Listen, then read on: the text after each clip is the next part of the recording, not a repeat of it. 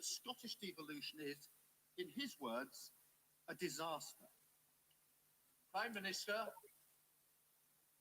Thank you, Mr. Speaker. I think what has unquestionably been a disaster is the way in which the Scottish Nationalist Party have taken and used devolution as a means not to improve the lives of their constituents, not to address their health concerns, not to improve education in Scotland, but constantly, and I know this is actually a point of view that is shared by the right honourable gentleman who leads for the opposition, but constantly to campaign for the breakup of our country and to turn devolution, otherwise a sound policy from which I myself personally benefited by when I was running London, but turned devolution into a mission to break up the UK. And that, in my view, would be a disaster. If he doesn't think that would be a disaster, then perhaps he could say so now. Could I just say it's the Scottish National Party, not the Nationalist Party? Otherwise, the phones will be ringing longer than I'm so sorry. The national, the non-nationalists, I see. Right. We can play pedantics another time. Keir Starmer. Mr. Speaker, the biggest threat to the future of the United Kingdom is the Prime Minister every time he opens his mouth on this. When the Prime Minister said he wanted to take back control, nobody thought he meant from the Scottish people. But the Prime Minister's quote is very clear. He said devolution has been a disaster north of the border. This isn't an isolated incident. Whether it's the internal market bill, the way the Prime Minister sidelined the devolved parliaments over the COVID response, the Prime Minister is seriously undermining the fabric of the United Kingdom. So instead of talking down devolution, does he agree that we need far greater devolution of powers and resources across the United Kingdom? We don't go back. Well, Prime Minister. I mean, Mr. Speaker, I think it's Tony Blair himself, the former Labour leader, who has conceded that he did not foresee the rise of a separatist party in Scotland. He did not foresee the collapse of Scottish Labour. Mr. Speaker, and I think the right honourable gentleman is quite right. There can be great advantages in devolution. And I was very proud when I was running a devolved administration in London to do things in which I passionately believed, like improving public transport and fighting crime, and improving housing for my constituents. And we had a great deal of success. And what disappoints me is that the Scottish National Party, Mr. Speaker, and I abide by your ruling on their correct name, and the Scottish National Party, Mr. Speaker, is not engaging in that basic work.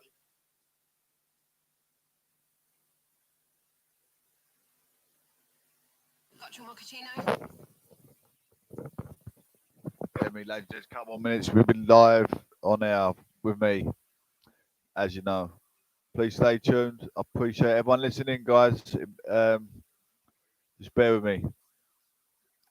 Bear with me 2 seconds, ladies and gents. Thank you for tuning in.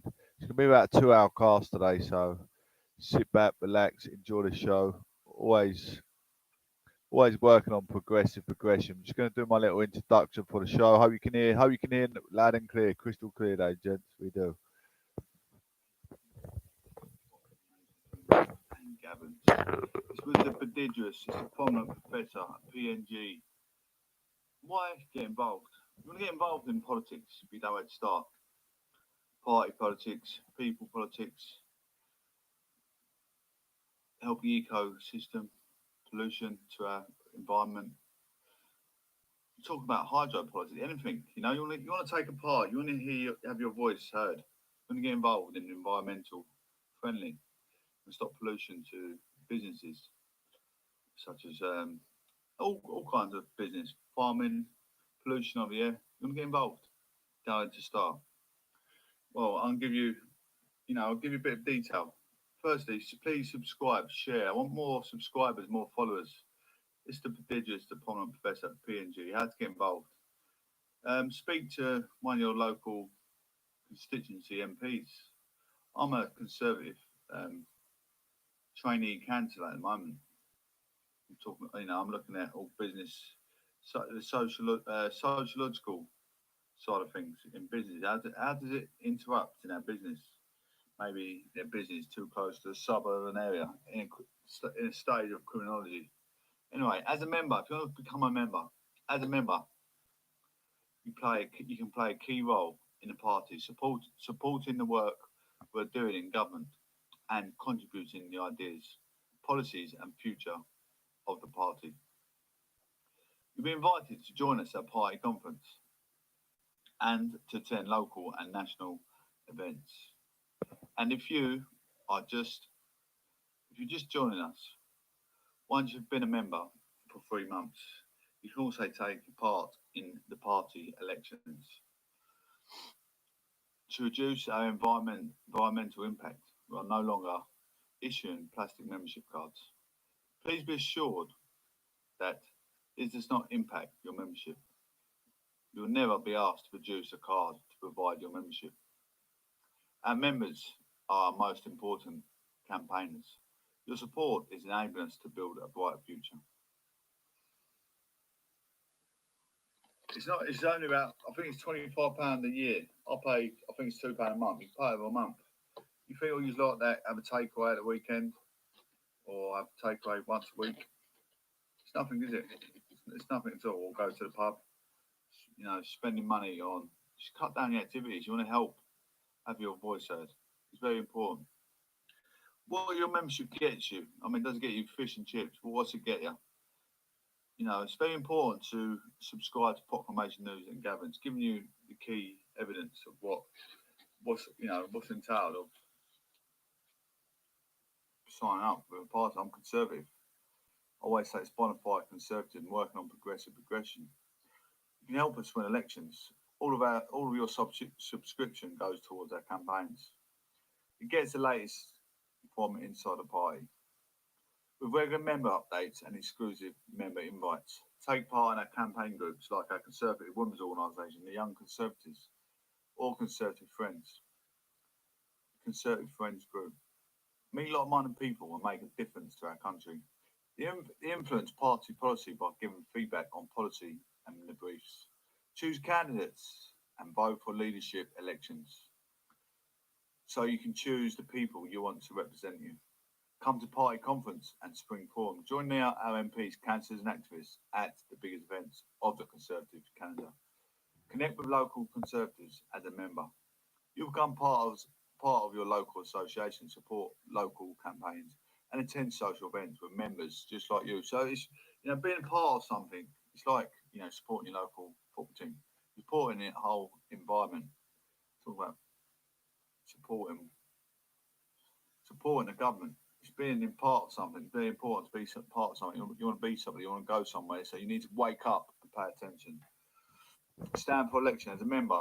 You have the opportunity to stand for election as a Conservative. So if you decide that you want to take part in that democracy, you can. This is Proclamation News and Gatherings with the prodigious diploma professor at PNG, ladies and gents. Help share and subscribe. I need more listeners. You know, I'll put a lot of entertainment onto my YouTube channel, singing, all kinds of entertainment, a bit of comedy. I've had a bit of comedy in the recent past. It's worth following my YouTube channel to get an insight. It's good content. It's good. I've got a lot of segments on my YouTube. You know, like an entrepreneur as such. You know, I've got singing, rapping, all kinds of stuff. I'm trying to bring a wider audience into my YouTube channel.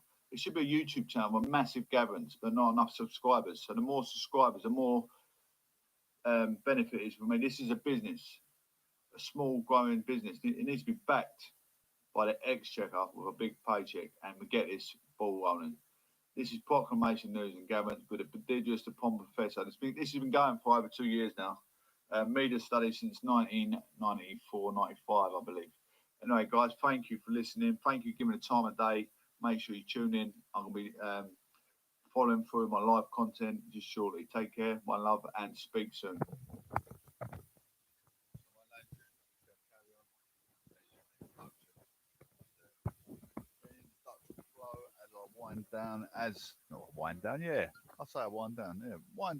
Wind down to talk to my friends. Thank you so much for actually coming in.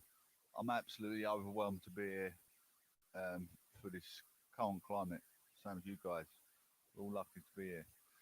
Thank you all for tuning in. What do we make of it? I know some of us trying to sneer our nose at the assumptions going on in the propaganda about COVID-19. Is it conspiracy theory? Whichever, whatever. But still, we're lucky to be here. We go to sleep with compassion, don't we? Anyway, it's the peasant, it's the prodigious, it's the prominent professor at Proclamation News and Gatherings. I'm gonna try and gain a bit of capitalism this year. I like to think, I want to own something. I want to own my own integrity. I want to own my own rights, my own property, my own car. Eventually, I'm working hard day in day out. Some of you might think, "Oh, he's only talking for now. It's easy." It's not as easy as you think because you got to keep yourself grounded every day. Which I am. You see me grounded in most of the time. I'm on Podbean, I'm on Castbox, I'm on YouTube. I'm trying to build a following, build a bit of support, build like a mini Piers Morgan. That's what I'd like to be. Anyway, I'm a capital P in proclamation, a capital P in persuasion, a capital P in persuasive, I'm a capital P in proposal, I'm a capital P in punctuation, I'm a capital P in provocative, I'm a capital P in propaganda, I'm a capital P in purity, I'm a capital P in progressive, I'm a capital P in progression, I'm a capital P in philanthropist. We want to change that to capitalism, like I just said. I'm a capital P in populism. I'm a terminist speaker. Yes, I am. The motivational speaker. I've got some questions I like to. I was on radio cast earlier asking a few questions. How many hours in a week? How many hours in a week? How many hours in a week, ladies and gents? Anyone want to, get involved? How many hours in a week? I'm gonna do questions. I want people to invite. You can comment on YouTube if you're listening on YouTube. If you know the answer, how many hours in a week? You can comment or call in on the Castbox or Podbean if you know the answer. How many hours in a week? I'm gonna give free giveaways. Give something for the listeners to support the loyal supporters that come in, day out. I'll give them a free ornament or keyring, whatever they fancy, whatever tickles their fancy. 168. It's coming up to Christmas. It's worth getting a free giveaway to stick on your mantelpiece. An art exhibition. I'm going to be making a bit of money. I've got to pay my tuition fee back to the government. So that's my plan. Start making some money. But at the moment, I want to give some free giveaways for my loyal supporters. 168 hours in a week. How many hours in a month? You guys might not know the answers, but we're going to move on after this. How many hours in a month? 730 hours in a month. I could sit here all day just, reading questions off. You're not giving me the answer. How many hours in a year? How many hours are there in a year? How many hours in a year, ladies and gents? Castbox and Podbean and YouTube listeners. How many hours in a year? There's no one's giving me any answers, so whoever gets one right answer at the whole 3 of the channels that I'm on. I'm on a diverse platform on social media, so please, any of you give me a right answer, you're going to win a free giveaway. How many hours in a year? It could be a stocking filler for your son, your daughter, your niece, your nephew, or even a gift for your wife, perhaps, or your husband, or your boyfriend, or your girlfriend. How many hours in a year? 8,760 hours in a year. How many prisoners escaped the Great Maze Prison? The IRA escaped the Great Maze Prison in postmodernism era of 1983 in Cardiff. How many prisoners escaped? 2 with handguns, 1 with a blade. One with a 7-inch blade left his screw. One of the prison officers left him in a pile of blood on the floor, dead. And they escaped through the corner of the prison cell. They dug a hole and escaped. How many prisoners escaped? The answer, what you're looking for, is 38 prisoners. In miles, what is the width of the UK? In miles, what is the width for the UK? UK, you're thinking, over Dover, straight over to Ireland, perhaps. How many miles from width at a, widest point is the UK? How many miles? The answer we're looking for is 300 miles. In length, how many miles is the UK? Talking Scotland to down towards Exeter sort of way, at the widest point. What's the length of the UK?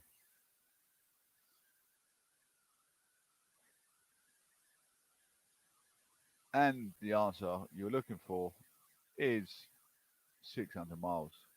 Is the world round or flat? We need a conclusion to your answer. I've got to give you a conclusion to my answer every question. If you go and give me an answer, be a chance to win. These are sort of things we're looking at in the future. You've got to memorise my questions. I want someone to give me an answer if it's today, if it's next week. I'll keep doing it to build a good following, build a good trust in the listeners and the speaker. Is the world round or flat? The answer is the world is round. The world is round. Go 11,000 feet up in the air, mile high club in the plane. Look down, the world becomes flat. You see dots of people, dots of houses, you dots of land. It's flat. Send a rocket into Earth's Jupiter. Look down, it becomes round, like a sphere shape. And it is round. It's a planet. How do frogs move? How do frogs move? And why do they move the way they move? How do frogs move? Do they walk? Do they crawl?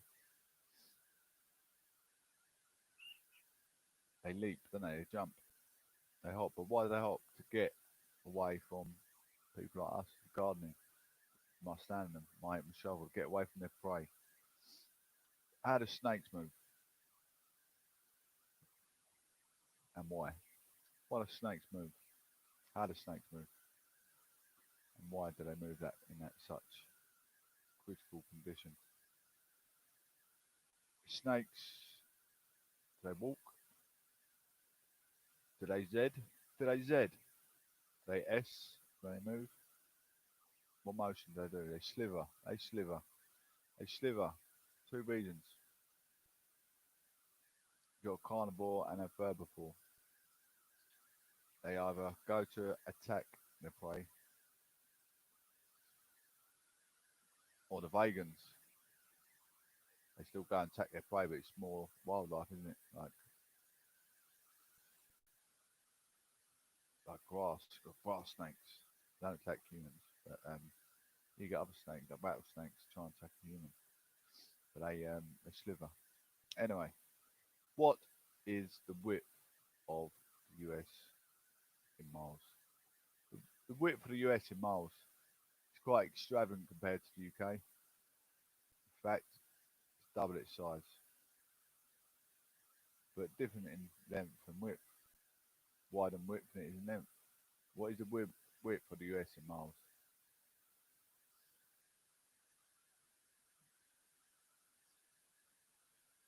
2,800 miles. What is the length in miles of the US?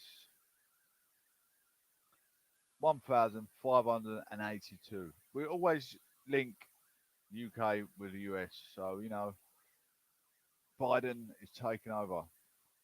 Biden is taking over. Biden, is he a bit of a communist? I like to, I'm a little bit of a communist, but I'm conservative. I know Biden's more of an island Labour kind of guy. I've been a communist quite some time because of my position I was in. My position I was in as a father. Yeah, as a strange ball game we can talk about right now. Is obviously separated and things have been hard. But yeah, I was communist. I'm trying to become a bit of gain a bit of capitalism in my findings, as we was just saying previously. I want to own my own house. I want to own my own stuff. I don't want to come away alive not owning anything. When I, previously built up my previous life, I was on the ladder to buy my own house. Absolutely, I owned a lot of equity, cars, this, that, and the other. Lost it all through separation. I'm more than happy in life, as you can tell. I'm doing this day in, day out. I'm really overwhelmed with my show. How many listeners I get in? Most of the time, I've been living off the aesthetics of life. Literally living off the aesthetics of life. and still, maintaining myself, self-preserved. I like to think. Never give up, no matter how hard life hits you. I never give up. Been hit with the hardest straw of life. It's not a great deal of support. I've got a bit of support through I don't know if you guys I told you my younger generation, teenage years. I had a head injury, split skull, fractured skull, fractured cheekbones. Um, yeah, quite some damage was done to my face. My face was rebuilt, and my nose was hanging off, literally hanging off by the seams. No skin on my nose. This part of my nose is hanging off over here, totally ripped off at the seams. So I've had my face restructured. I'm under Headway Clinic. They found some fracture in my skull, which appeared to be before that incident. What happened? Well, I got jumped by 15 blokes and beaten to a pole. But I've been courageous. Don't get me wrong. I've been courageous. I got in a boxing ring when many, um, what they call psychiatric people said you are absolutely crazy. Getting into a boxing ring, doing what you've done. But I've been fighting my demons for some time. I'd say since I was 18. I look over my shoulder and go through town. I didn't ask for these enemies to come and find me. The enemies asked for me. I didn't ask. I was never a troublemaker as a child. I've always been quite nice, placid kind of person. Um, I like to think myself part of the aristocracy social elite because the job. I know you probably think, "Oh, don't be too narcissistic." My granddad was in the World War II under Winston Churchill. My cousin Jonathan was also a Grenadier Guard. I've got a lot of aspirations to look up to in my life, and I want to live a similar sort of life. And this is what I want to do: pursue myself with a lot of happiness, quite optimistic, quite flamboyant, and I want you guys to try and interact with my questions and answers. QAs. We call this the QAs, not the PMQs. We call it the QAs. Questions and answers. Anyway, let's move on with today's politics, ladies and gentlemen. Thank you all so much for coming in. I've got guys on Castbox, Podbean, you guys on YouTube. If you can interact with the show, all the better. I've been going for some time now, haven't I? Remember when we was called Paternalistic National News? Paternalistic is very, very conservative as well. It's a very, very well thoughtful name. I come out with some great names, even Proclamation News and Gatherance. You must think, yeah, this guy knows what he's talking. He must know what he's talking about. He's come out with these great headlines, and I don't get asked for these names. I'm reading. I do a lot of reading, and I think this name is quite substantial for my adequate sense. Anyway, as we're moving on, thank you so much again for tuning in, listening, supporting the show. We've got more subscribers on Castbox, and hopefully we're going to build our YouTube and get more followers and loyal supporters as well. Thank you. I was listening to James O'Brien. I've been listening this morning. I had Rachel Johnson the other evening. Shelley Fogarty, she's another good speaker. I don't know if you guys listen to Talk Radio, LBC. Now Proclamation News and Gather. I've had a few interviews on my Facebook for joining my show. Hopefully they can come and do their presenting as well, become a 10-minute speaker. But it is philanthropist work, voluntary at the moment, small business. I like it to grow, like to get more speakers, run it like a full-time 24-hour show where you guys can be at work, take your phone anyway, take your phone in your car and put it on Bluetooth throughout your stereo. Even if you want to tune in for Castbox, which is you ain't got the visual content if you're driving, save you looking at the screen. You can listen to us just speaking about what's going on in today's modern society. As you know, I like to outline currents inside the UK. That's one of my main factors. I haven't been doing it the last couple of days. I've been getting back in my mojo. Getting back in my mojo. I've had a couple of days off away from the screen because too many hours in front of the screen can burn your eyes. As you know, after I finish the show, I go into my academic integrity. Anyway, let's move on. See what's going on in the world, ladies and gents. Thank you again. Yeah, feel free if you want to call in. You can call in on a Castbox, Podbean, the same name as well on YouTube. You guys on Castbox and Podbean on YouTube if you want to see a visual content as well. Proclamation News and Gatherance. It's quite straightforward. That's the name of my producer's headline. Coronavirus. What we're looking at for Christmas. This is what we've all been waiting for. How are we going to spend our Christmas? This is what everyone wants to know. Are we going to see our family at Christmas without getting fined by the police? Coronavirus. Christmas socialising poses substantial risks, scientists say. But Boris Johnson has said we're going to still try and get in our family bubble. But you really want to, have that thought, that eagerly waited thought. Do you want to put your loved ones at risk, like your mum and dad? Your mum and dad, are they approaching 60 and over? They're at high risk. Mixing households at Christmas could pose substantial risks, particularly for elderly people and more vulnerable to coronavirus. A scientist advising the government has warned. I mean, put yourself in a bubble frame of mind. Like, have you been taking the rules and regulations, very serious? Do you want to go around and sit around your dad's house or your mum's house or your girlfriend's mum and dad's? Do you want to put their family at risk? You've been going to work, you've been mixing with other families, or you've been doing antisocial behaviour, going around to your friends drinking. Do you want to put your family's life at risk? They're the questions you want to ask yourself before you approach Christmas. Professor Andrew Haywood said there would be a cost to families getting together. It comes as ministers are looking to how to relax restrictions so families can celebrate Christmas together. Scientists have said that for everyday measures are eased, 5 days of tighter restrictions would be needed. Professor Haywood, a professor of infectious disease epidemiology at University College London, said mixing at Christmas does pose substantial risks, particularly in terms of bringing together generations with high incidence of infection with the wider generations who currently have much lower levels of infection and are at most risk of dying if they catch COVID. Professor Haywood, a member of the government's scientific advisory group for emergencies, told BBC Radio 4 Today programme, my personal view is we're putting far too much emphasis on having a near normal Christmas. We know respiratory infections peak in January, so throwing fuel on the fire over Christmas can only contribute to this. Our 4 nations, England, Scotland, Wales and Northern Ireland, are trying to work out a common approach to Christmas so families spread across the UK can still meet up. Any rule in a change would be for limited time. It may be just for a few days, BBC Health correspondent Nick Triggle has said. Our correspondent said any final decision would be made for weeks while health chiefs wait to see whether cases have started to come down during the lockdown in England. But he has said the advice was likely to urge families not to hold big gatherings and travel by car rather than by public transport. Defence Secretary Ben Wallace said the final decision will be made as close to the end of England's national lockdown as possible.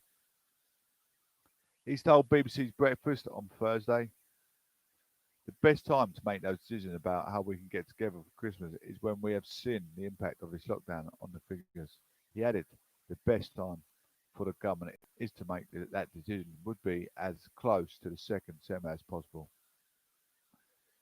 England is expected to come out of its second national lockdown on 2nd December and return to the tier system of localised restrictions, with household mixing banned indoors in the top tiers.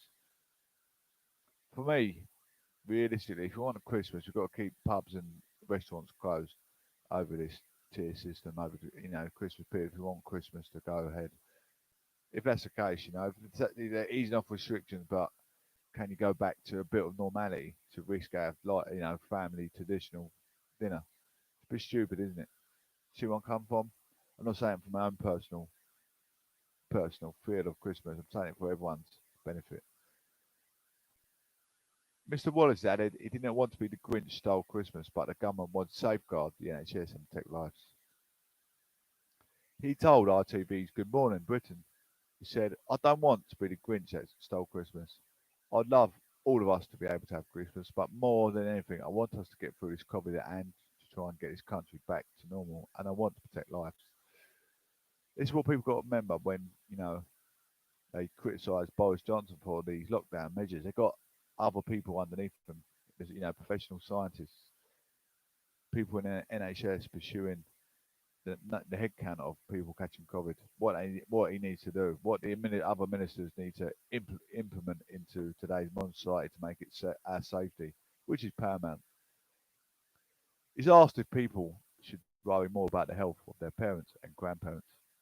Rather than being able to get together over Christmas, Professor Hayward added, "We're on the cusp of being able to protect those elderly people who we love through the vaccination, and it would be a tragic to throw that opportunity away and waste the gains we've made during lockdown by trying to return normality over the days."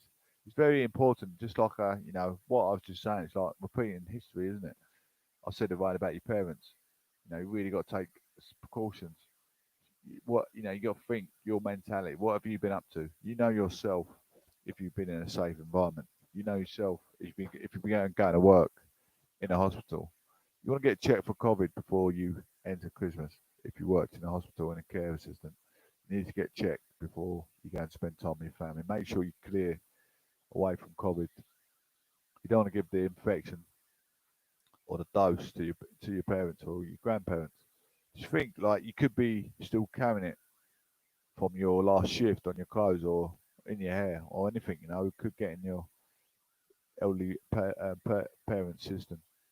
His comments follow news that the University of Oxford coronavirus vaccine has shown a strong immune response in adults in their 60s and 70s, raising hopes it could protect age groups most at risk from the virus.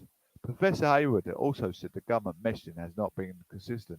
He said, when policy is in undulating between stay at home to save lives, eat out to help out the tier system, the second lockdown, and now proposals for an amnesty on social distancing, it is a highly inconsistent message. The things people need to say to stay safe and keep their loved ones safe are relatively simple. Avoid as far as possible close contact with the people outside your household. Avoid crowded places and protect the most vulnerable by not putting them at unnecessary risk. His warnings come after Public Health England's Dr. Suzanne Hopkins said on Wednesday that tough restriction might be needed before and after the holiday to allow mixing to take place. Dr. Hopkins, the government's medical advisor on COVID, said they were working on a plan that wanted Christmas to be as close to as normal as possible. It comes as scientists who advised the government during the nearly early stages of the pandemic have admitted they never checked how COVID-19 could spread by the staff working at more than one home care home. The researchers were speaking on BBC documentary focused on the period before the first lockdown. Dr. Ian Hall of the Scientific Pandemic Influenza Group on modelling admits models did not reflect how care homes actually work or identify the serious risks posed by agency staff working on different homes.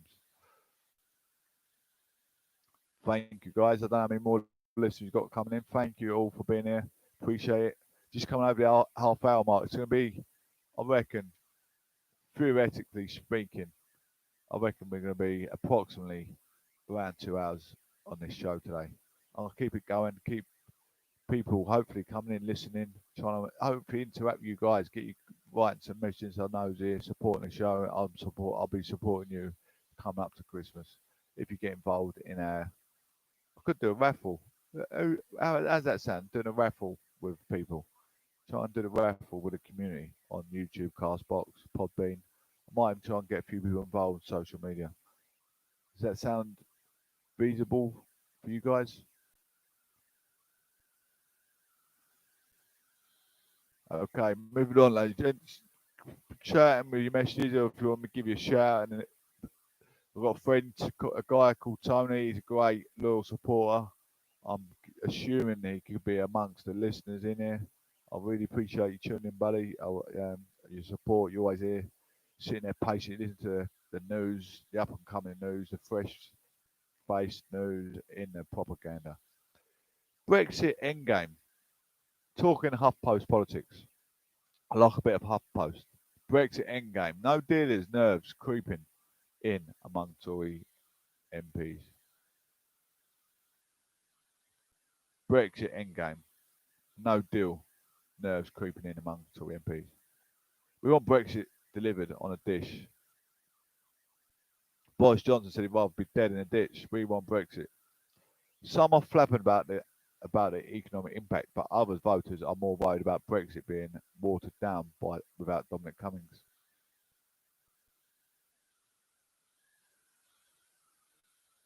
It's a bit of a shock, wasn't it? Dominic Cummings left his position in Conservative government. He's got up and he's walked out. It's a bit of a shock. All so sudden. All so sudden. Become all so extraordinary, extravaganza. I mean, he done some ironic things, didn't he? Ludicrous. He just got, he's he's put laws down, broke his own laws. Very, very discomforting as a politician. So it comes to this: the Brexit endgame playing out in the middle of the economically devastating pandemic. Negotiations are locked in talks expected to end next week, and we will hopefully finally know whether the UK will leave the EU with a trade deal or without. Are you worried about the EU? I'll say it and say it again. I'm not worried about leaving the EU. I'm really not. Obviously, you have to go on a holiday in one of their countries. Is that going to make it?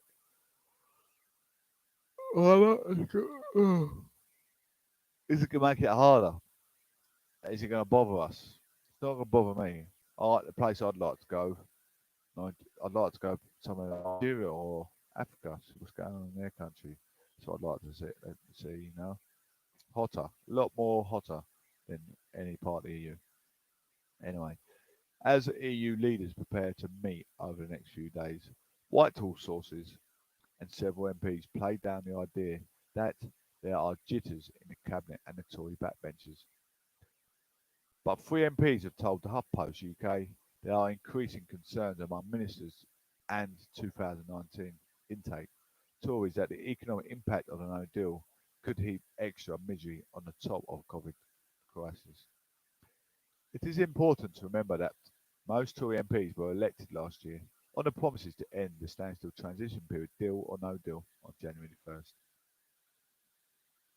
And most of them are relaxed about the negotiations and ready for Boris Johnson to make compromises, including a transition period over fishing waters and an agreement on state aid, two of the key sticking points halting progress towards a deal. This is why taking back our fishing right responsibilities.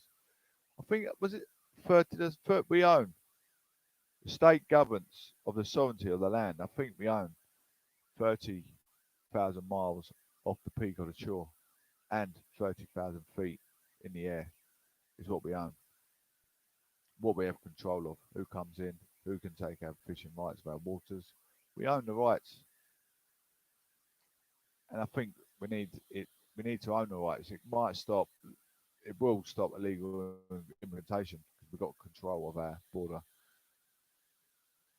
And as I said, it's not selfish or a fascist statement to take control of our border. You've got to have control of population growth. That's basically the gist of the idea.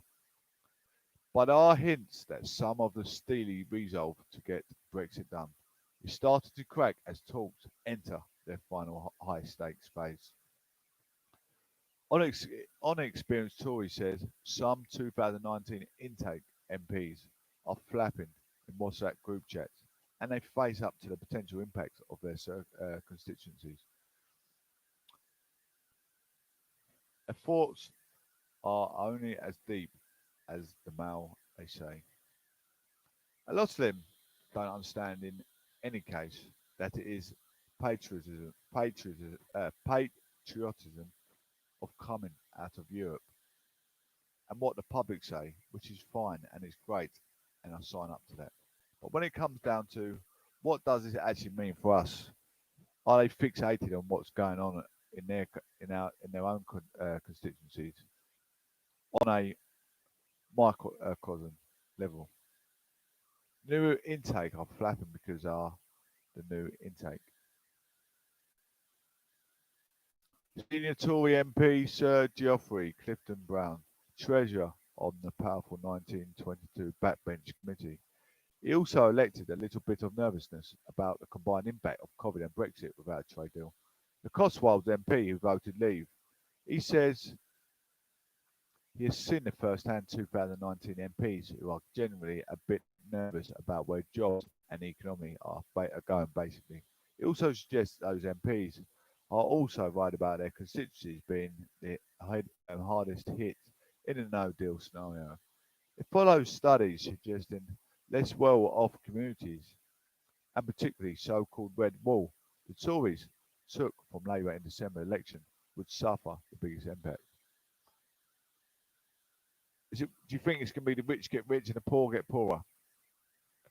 I think most of the new intake fairly Eurosceptic, but I think it concern stems from the fact they are nervous about the damage that the economy done by the COVID, plus the fact that no deal would make trading more difficult, and they are worried about unemployment and business. Clifton Brown says. Senior Tory MP Kevin Hollinrake, Michael Gove's parliamentary aide. He says there's an apprehension on the front benches as well. Government sources have denied reports that ministers in the Parliament, including Treasury and Business Secretary Alok Sharma, are privately pushing for concessions to get a deal. But Hollinrake suggests there are bound to be different views on this and different perspectives. The inevitable that we are being slightly different approach on these negotiations, what we do not know, most people speak up to or sign up to the strategy.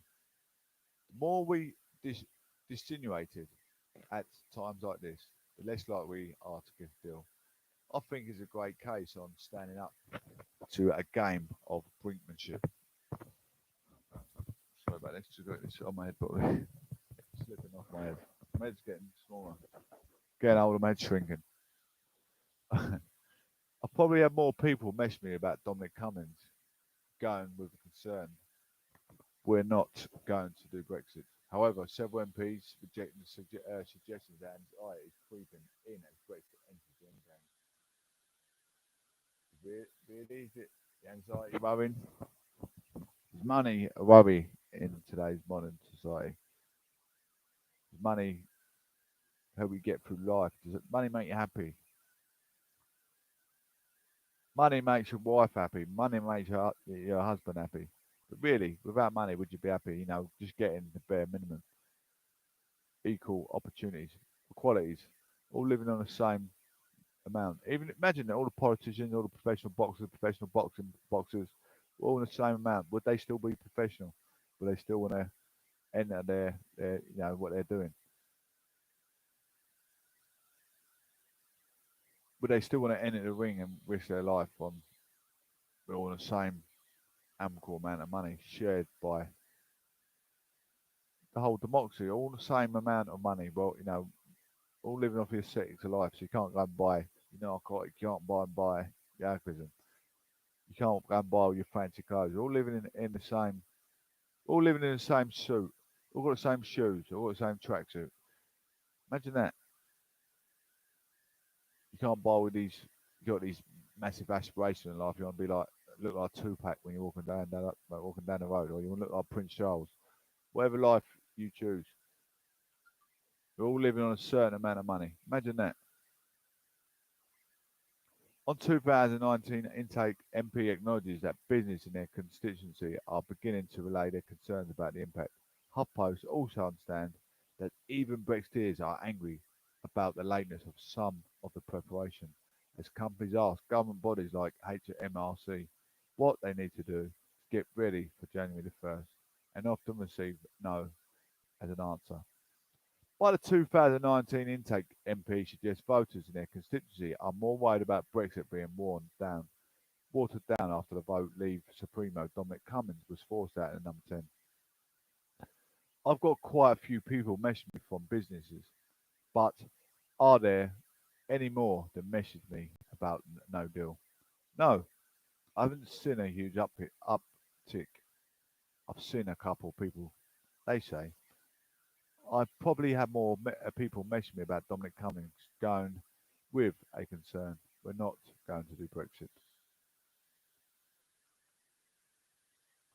They also rejected the suggestion that Johnson's claims of an oven-ready Brexit would lie on the tatters without a deal, stressing voters understand the difference between the withdrawal agreement that took the UK out of the EU this year and the trade deal currently being negotiated.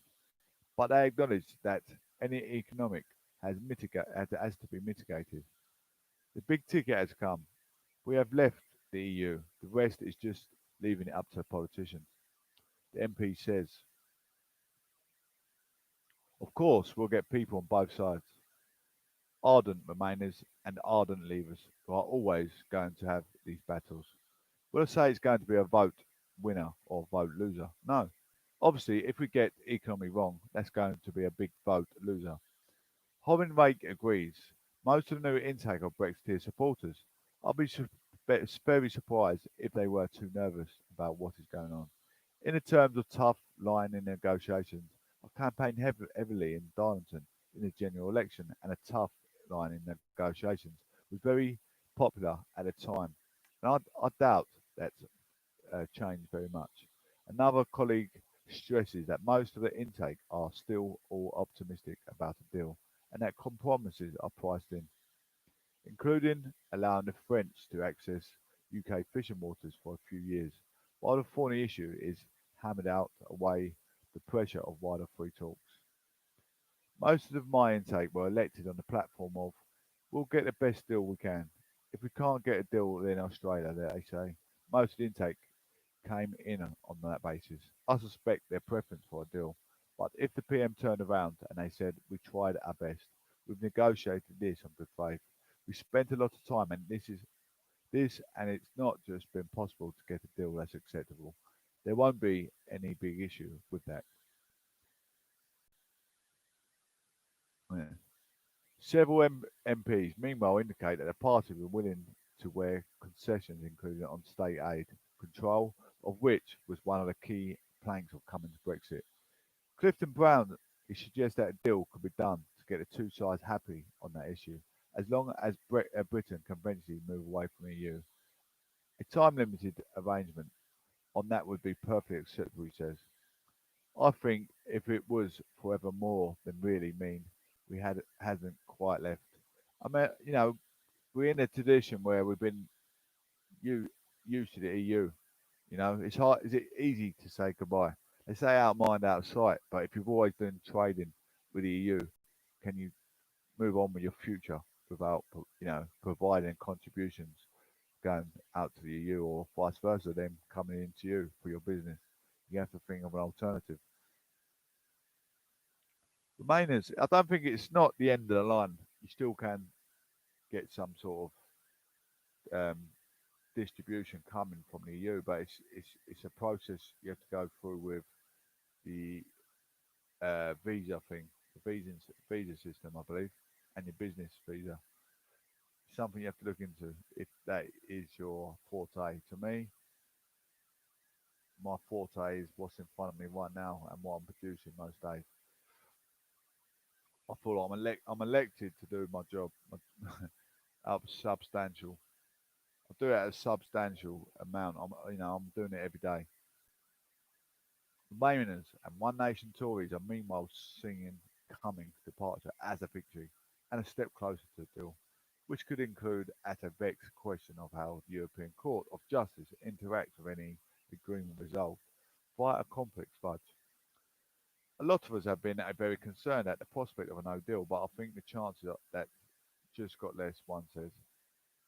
The mere mention of fudging the European Court of Justice issue from the wing of the party may spark concerns among the hardcore Brexiteers and the European Research Group, and it remains to be seen whether they can live without taking full control of fishing waters immediately. But ultimately, if Johnson gets a deal, few MPs predict the hard Brexit. It will usher is likely to spark much meaningful opposition from the Tories. The real question is whether, with or without a deal, harms the very voters he is trying to level up as they attempt to recover from the economic devastation caused by coronavirus. Thank you for listening, guys. We are We are the Aristocracy Social Elite, guys. Thank you for joining. You're the Aristocracy Social Elite listeners. I'd like to call it a gentleman club, but that'd be sexist because we've got wonderful feminism supporting the show as well, I believe. Um, yeah, like I say, it's not a date show, it's not a date host, it's not the way I present myself, but that's, I'm just trying to engage with the audience to know we're sitting on the fence of sexuality. I call it gentleman club, but I don't mean it's just men. I mean it's, sophisticated people, men and women. Anyway, we're going to have a short break. We've got a lot to get through. It could go over 2 hour mark, but I don't mind because I like pursuing great news for my great listeners, and we need a good cast for the show. Ladies and gentlemen, it's Proclamation News and Gavins. It's with the prodigious, it's the prominent professor at PNG. Why get involved? You want to get involved in politics, you don't know where to start. Party politics, people politics, help the ecosystem, pollution to our environment. Talk about hydropolitics, anything. You want to take a part, you want to have your voice heard. You want to get involved in environmental friendly and stop pollution to businesses, such as all kinds of business, farming, pollution of the air. You want to get involved? Don't know where to start. Well, I'll give you a bit of detail. Firstly, please subscribe, share. I want more subscribers, more followers. It's the prodigious, the prominent professor of PNG. How to get involved? Speak to one of your local constituency MPs. I'm a Conservative trainee councillor at the moment. I'm looking at all business, the sociological side of things in business. How does it interrupt in our business? Maybe their business too close to a suburban area in a stage of criminology. Anyway, as a member, if you want to become a member, you can play a key role in the party, supporting the work we're doing in government and contributing the ideas, policies and future of the party. You'll be invited to join us at party conference and to attend local and national events. And if you're just joining us, once you've been a member for 3 months, you can also take part in the party elections. To reduce our environmental impact, we are no longer issuing plastic membership cards. Please be assured that this does not impact your membership. You will never be asked to produce a card to provide your membership. Our members are our most important campaigners. Your support is enabling us to build a brighter future. It's only about, I think it's £25 a year. I think it's £2 a month. You pay over a month. You feel you like that, have a takeaway at the weekend or have a takeaway once a week. It's nothing, is it? It's nothing at all. Or go to the pub, spending money on, just cut down the activities. You want to help have your voice heard. It's very important. What your membership gets you, does it get you fish and chips? Well, what's it get you? It's very important to subscribe to Proclamation News and Gavin. It's giving you the key evidence of what's entailed of signing up for a party. I'm Conservative. I always say it's bona fide Conservative and working on progressive progression. You can help us win elections. All of your subscription goes towards our campaigns. It gets the latest from inside the party. With regular member updates and exclusive member invites. Take part in our campaign groups like our Conservative Women's Organisation, the Young Conservatives, or Conservative Friends. Conservative Friends Group. Meet like-minded people and make a difference to our country. The influence party policy by giving feedback on policy and the briefs. Choose candidates and vote for leadership elections. So you can choose the people you want to represent you. Come to party conference and spring forum. Join our MPs, councillors and activists at the biggest events of the Conservative calendar. Connect with local Conservatives as a member. You'll become part of your local association, support local campaigns and attend social events with members just like you. So it's, being part of something, it's like, supporting your local football team, supporting the whole environment. Talk about supporting the government. It's being in part of something. It's very important to be part of something. You want to be something. You want to go somewhere. So you need to wake up and pay attention. Stand for election as a member. You have the opportunity to stand for election as a Conservative. So if you decide that you want to take part in that democracy, you can. This is Proclamation News and Gavin with the prodigious, the prominent professor at PNG, ladies and gents. Help share and subscribe. I need more listeners. I put a lot of entertainment onto my YouTube channel, singing, all kinds of entertainment, a bit of comedy. I've had a bit of comedy in the recent past. It's worth following my YouTube channel to get an insight.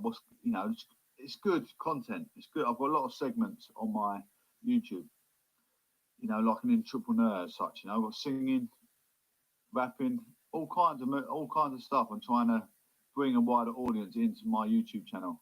It should be a YouTube channel with massive gatherings, but not enough subscribers. So the more subscribers, the more benefit is for me. This is a business, a small growing business. It needs to be backed by the exchequer with a big paycheck, and we get this ball rolling.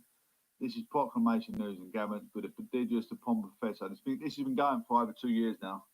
Media studies since 1994, 95, I believe. Anyway, guys, thank you for listening. Thank you for giving me the time of day. Make sure you tune in. I'm going to be following through my live content just shortly. Take care, my love, and speak soon.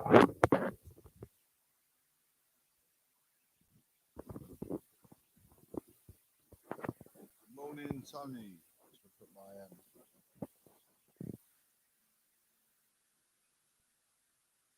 little piece, my earpiece in. Good morning, ladies and gents. Thank you. I just want to say thank you for coming. It's the prodigious, the prominent professor, Proclamation News and Gavin.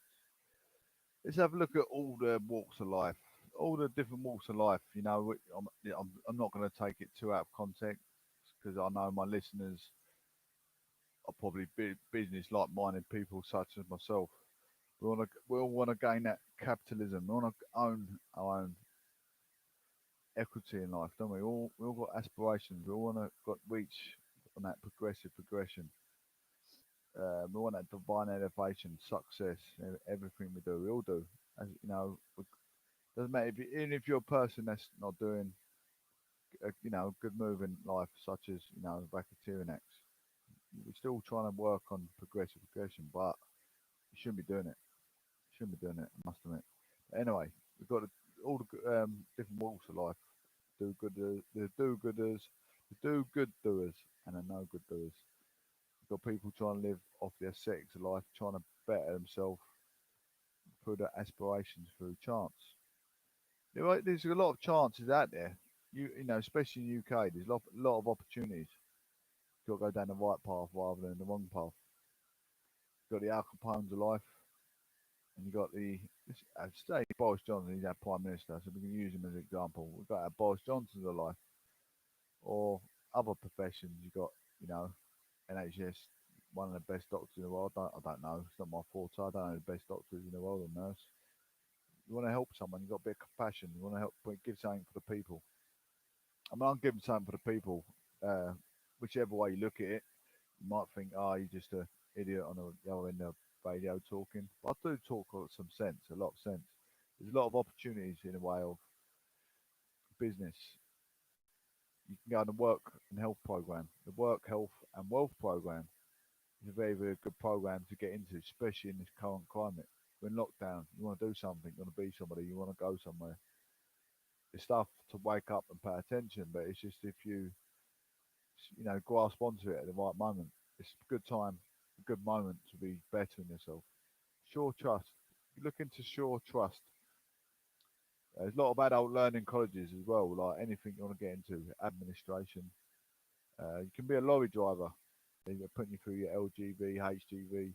Sure Trust Group is a good way to go. I shouldn't give you that because it's down to the work program to stick you onto that program. You've got to be mentally stable, mentally focused in life, away from jackasses, dumbasses, idiots that are going to drag you down in life, drag you down the gutter. If you're hanging about with people that,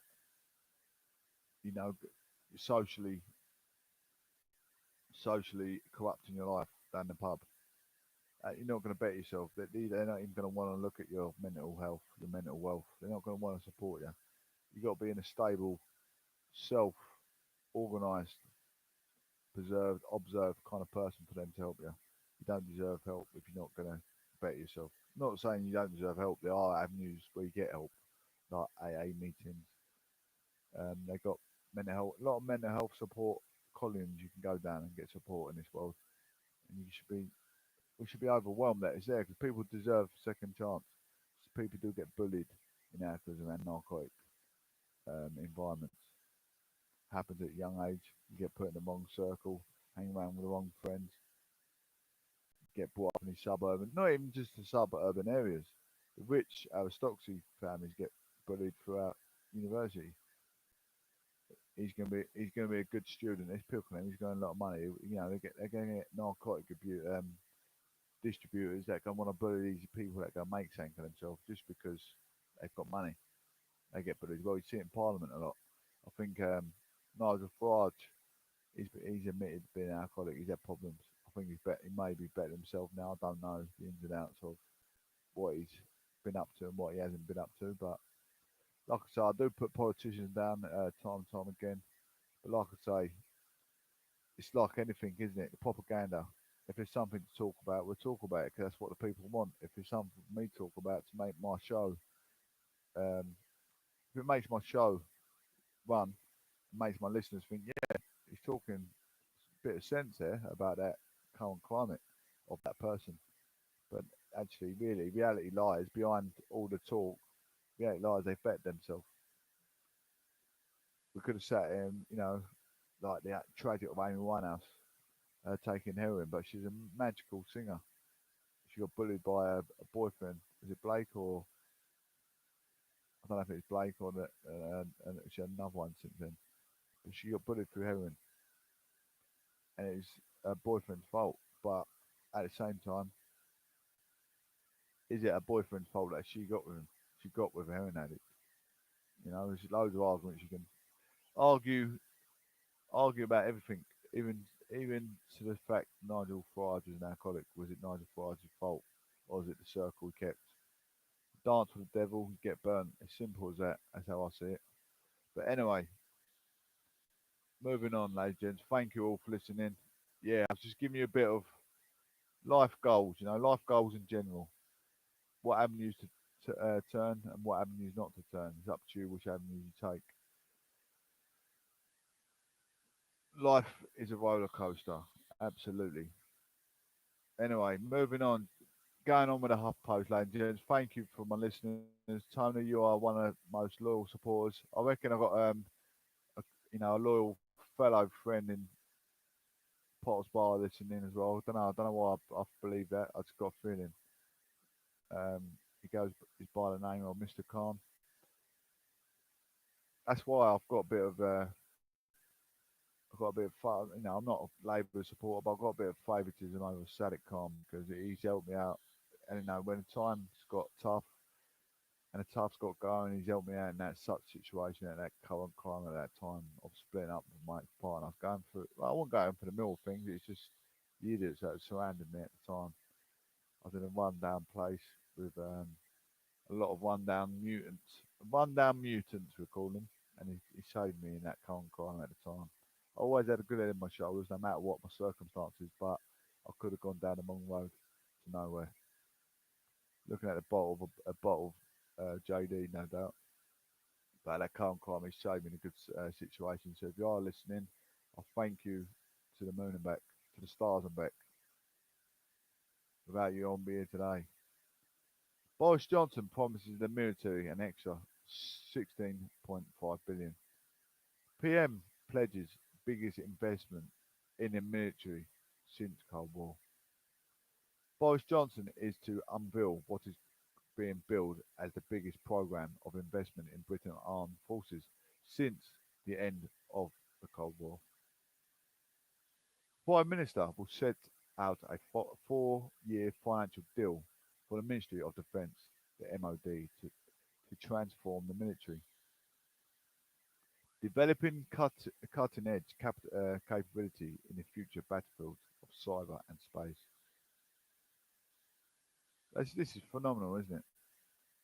It will include the creation of an agency dedicated to artificial intelligence and a space command, capable of launching UK's first rocket by 2022. UK's first rocket. The plan to be announced in the Commons on Thursday will see the MOD get additional 16.5 billion over and above the government's manifesto commitment to a 0.5 thousand real terms increases for each year of the Parliament. Imagine that we could be having houses in Mars come 2024. imagine, imagine that we've got the cars can hover. We can start hovering our cars at 11,000 feet. We've got these new invented cars. That'd be amazing. You know, they're learning about gravity. They're starting to learn about gravity. They're going into space. You know, new scientists are learning new stuff, new technology. They're inventing. They're going to get our first UK rocket. That's how I'm pursuing that. Is it one of them kind of rockets, or is it a kind of rocket as in they're going to blow up Iraq or something stupid? Not that they're going to use Iraq. It's just a country that come on to my mind, to my thought, as we've been in recent. Well, we're not going to have another Tony Blair, so I don't reckon that'll ever happen again. Hopefully, so I like Iraq and Iran. They've not done nothing bad to me. The move will come as a relief of the military chiefs, who have been pressing for a multi-year settlement to enable them to plan effectively for the future. If they thought their demands were being resisted by the Treasury, with Chancellor Rishi Sunak holding out for 1 year deal, along with the rest of the Whitehall in the next week's spending review. Mr. Johnson said the settlement reflected the need to upgrade Britain's military capabilities across the world amid an international situation more perilous than any time since the Cold War. I've taken this decision in the teeth of the pandemic because the defence of the realm must come first, the Prime Minister said.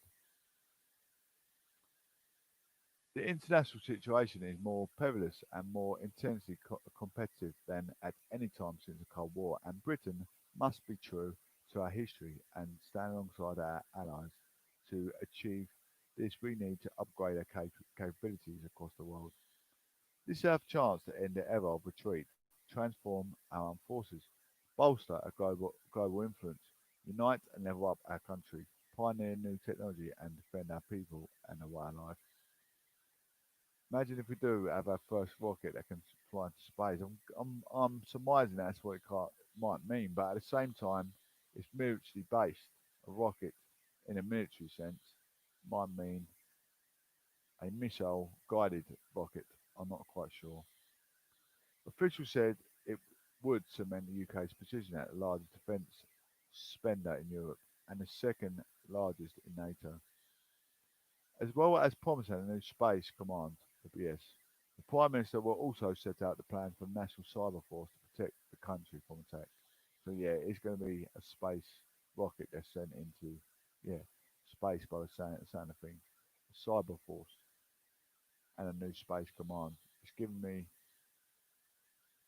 that clear description that's going to be sent up into space. It will be underpinned an additional 1.5 billion investment into military research and development of a commitment to invest further in the future combat air system, develop the next generation of fighters for the IAF. Down the street said together, the various projects were expected to create up to 10,000 jobs a year across the UK. Defence Secretary Ben Wallace said, the excellent news for the defence and provides us with the financial certainty we need to modernise, plan for the future and adapt to the future threats we face. It demonstrates the Prime Minister's recognition of how important defence is to our residents of the reputation of the United Kingdom. This settlement secures UK jobs and livelihoods, allows to us to invest in our fantastic shipyards and aerospace industry, spreading prosperity to every corner of the UK. Next year represents a huge opportunity for this country, and defence will be at the forefront of creating the jobs and businesses opportunities that will help us build back from the pandemic. Labour, Labour's Shadow Defence Secretary John Healey said this signals a welcome, a long overdue upgrade to Britain's defence after a decade of decline.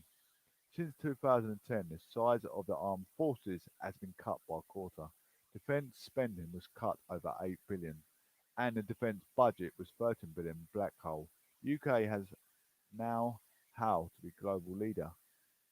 Know how to be the global leader in a new domain such as cyber and space, as long as the government plays its part. Imagine that. I wonder where they're going to put the first space launch pad. Would it be in a minute? Absolutely have to be protected. Got quite a bit more to get through. I'll make sure it lasts the whole show, guys. Make sure it lasts the whole show. Thank you so much, Tony. And I really appreciate you listening, buddy. I'm glad you. I tried to keep fluent with the show. I tried to keep fluent. I had a few breaks. You've got to break the show. Well, it's going to be over 2 hours long. I'm assuming 1 hour and 10 minutes. We've got five more segments to get through. That I want to keep the show going. We've got the more we move on, the better the segment. I've got some great segments that you guys. We've got a bit of showbiz to end the show. It's worth staying tuned for that as well. Showbiz tragedy, and we've got a bit more on. We've got some good news coming up on Sir Keir Starmer and Jeremy Corbyn.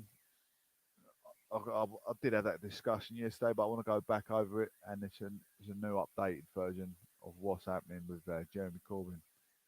Imagine if he joined, all of a sudden turned his shadow and joined the Conservative Party. That'd be amazing. Because I've got a bit of significance. Me and Jeremy Corbyn. He became politician in 1983 of North London.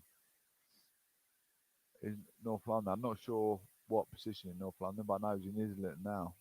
But he was an MP of North London in 1983, and then he's been Labour. He's always been Labour ever since. But if he switched sides, I don't know how easy it is for him to switch sides. I don't know if he could. I don't know if Conservatives want to take him on, to be honest with some of his point of views. But he has got a big following. But he's made a lot of anti-Semitism, what I like to call them failures, causing them a disruption for his views of the Jews. Not very nice. I'm quite a big fan of equalities. I don't know why he has his anti-Semitism views. I haven't really researched or looked into anything any further than I know his anti-Semitism. Crazy kind of guy. His views on him are quite broad, but now very narrow. Of his, the way, just the way he has his views against him. I don't know why he's like that. I don't know. I have no idea. Anyway, moving on, guys. We have a short break after this, and we're going to let the show flow. Got a lot to get through. Why Boris Johnson is still dreaming of a nice Christmas. We all want a nice Christmas, and he wants to do what's good for the people. That's what I'm saying. All the critics about Boris Johnson through COVID-19, everyone's trying to find their dumb out of their pram, saying, "Oh, people are dying all because of Boris Johnson. Boris Johnson, Boris Johnson." Ain't Boris Johnson. As you can see, he wants a nice Christmas. It's if the NHS and scientists, professors, and whatever else pursue it. It's amicable to go forward and have a nice Christmas. They're pursuing these tier 1, tier 2, tier 3, and that's what the point system we're hoping to go back into on the 3rd of December, like we just heard. It won't be normality as we know it, Boris Johnson says, but could Prime Minister get his wish of bigger family get-togethers? I mean, he's self-isolating at the moment because he's been in contact with someone with he's had tested positive for COVID-19, as we know. As the dark nights of the winter keep on drawing in, a glimmer of hope of COVID-19 really is welcome. Today, there were several shafts of light coming from the end of the tunnel, although blurred by inevitable caveats and qualifications. First, the coronavirus vaccine developed the Pfizer and the BioNTech reported 95 effectiveness, including among adults over 65-year-olds. It is set to be given emergency approval in the US within days, and our own MHRA regulator looks posed to fast track its own authorization. Matt Hancock hope of getting it to the most vulnerable from the 1st December may be met.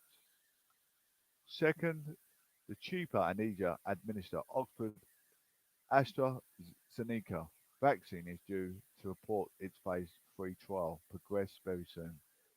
Given that the UK has ordered 100 million doses of the vaccine, we've ordered 40 million of the Pfizer one.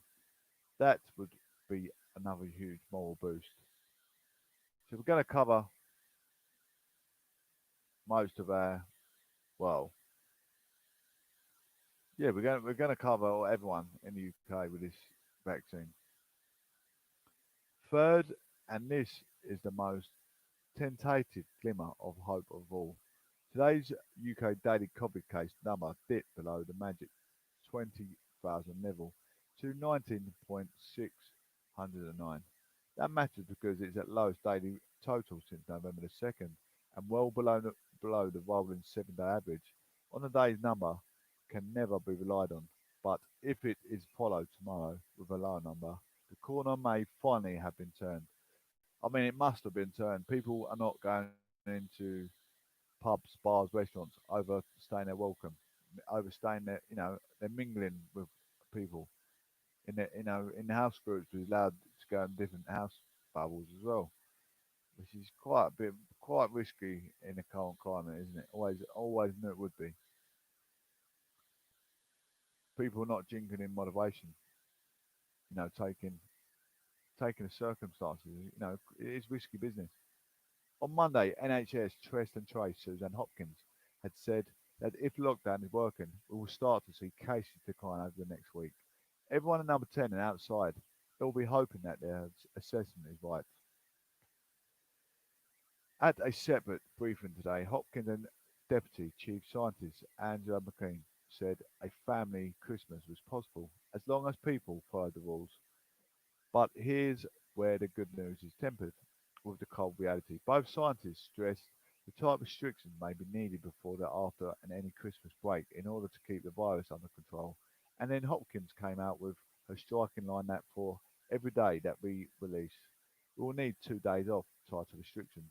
With the overnight speculation that a 5-day loosening for the Christmas would likely that suggested a 10-day tightening afterwards.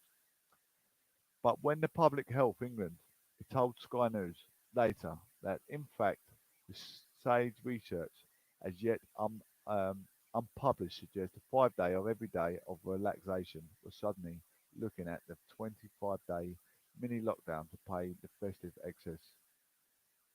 That's quite the New Year hangover. The difficulty with the 5.51 ratio, the SAGE research is of course that suggested is that any relaxation after December the 2nd was the current lockdown.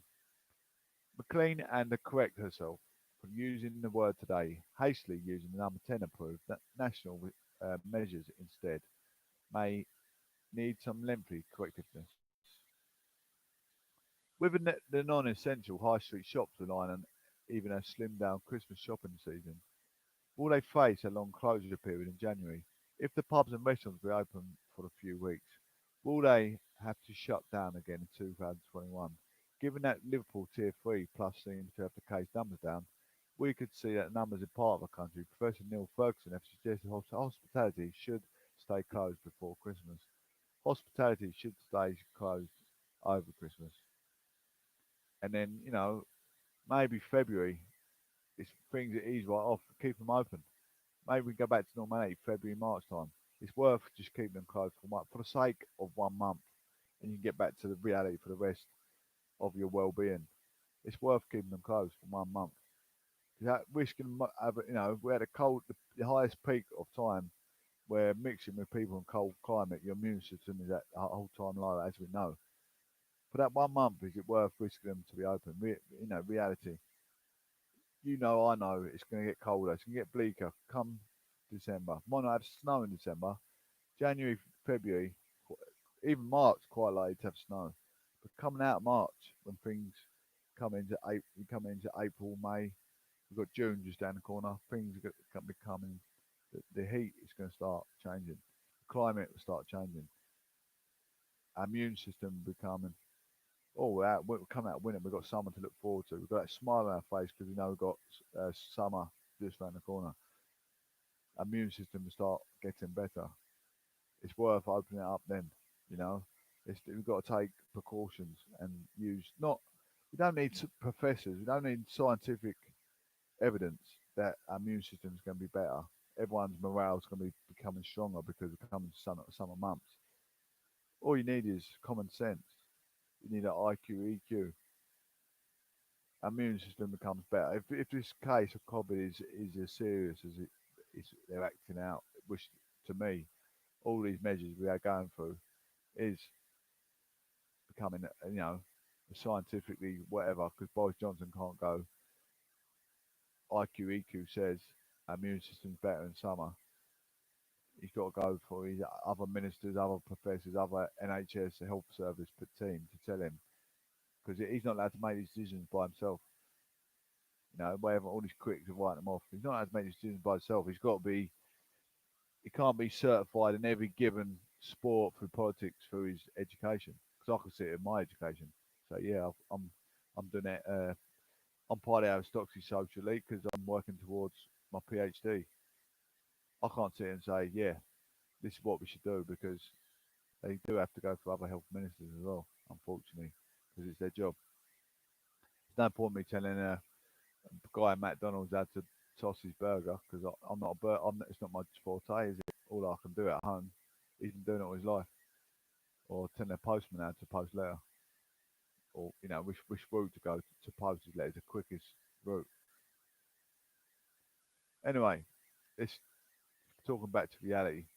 Let's talk about my genuine, my forte. The encouraging news for Boris Johnson is that the lag in the system means that for the couple of weeks after lockdown ends on December the 2nd, the case numbers could keep coming down. The danger is that the relaxation would kick in around December the 16th, the week before Christmas, when many may be hitting the streets hardest in the search of shopping or entertainment. You know what it's going to be like if some people do go back to work, especially the ones in the hospitality sector. They're going on a Christmas do as well. They're going on a Christmas do as well. Not only are they providing the risk of their own life, serving, i.e., me, you, we could be vulnerable to their.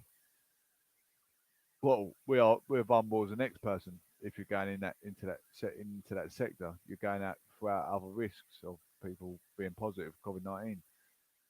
So yeah, they're going to be going out on their Christmas do, thinking I've served these people in hospitality. I deserve my chance now. Then they're putting their immune system at low, because intoxicating your body with any substance, your body will come, your immune system will become low the next day because you're tired. You're trying to fight off the tiredness. Is there on top of that another relaxation household mixing and honour the rule of 6 to allow the larger family gatherings for 5 days over the holiday period itself?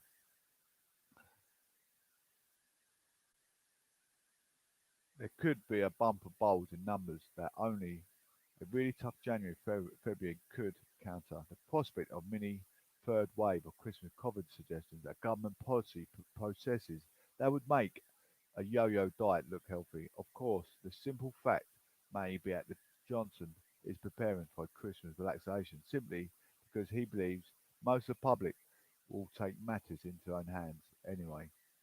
Better to tweak the rules than to have them bent or broken. The logic goes also schools being off for a fortnight. It may help counter the short relaxation in other rules. But at some point, the PM may have to level with the public their tight restrictions short of the full lockdown. may have to stay in the place until those vaccines come properly on stream in the spring.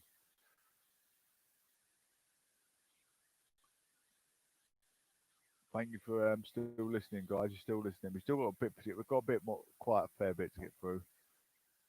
Almost come up to the hour and a half mark. I reckon, yeah, we're going to go a little bit over the 2 hour mark.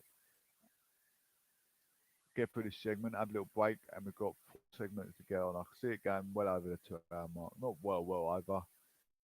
Maybe half hour, 20 minutes over. I enjoy it. I enjoy you listeners listening. It takes an awful lot to read for. Thank you so much for sharing the show, everyone. I really appreciate it, guys. I haven't actually built a massive following on the Podbean. I'm on Castbox and YouTube. I need a substantial more follow. You know, they're not quite as etiquette as me with sense. You know, they don't run their shows professionally. They're just talking about everyday living, talking about just everyday social life. Some don't have much of a niche really, no niche or market to publicise their, production of their show.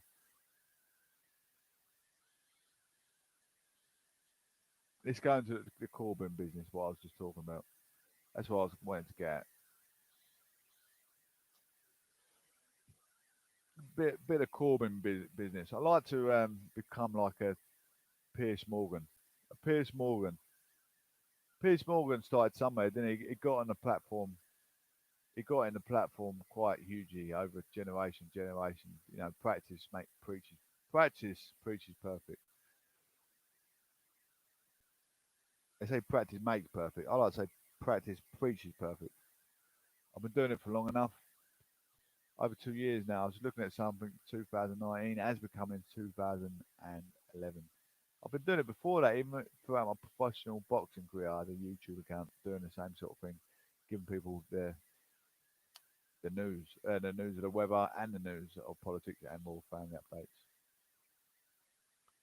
I was just under a Justin Johnson YouTube account back then, but now I've got a more etiquette name, more pragmatic etiquette name. Labour, bring back prosecuted Corbyn, allies demand. Did Sir Keir Starmer make the right decision to make an example of Jeremy Corbyn?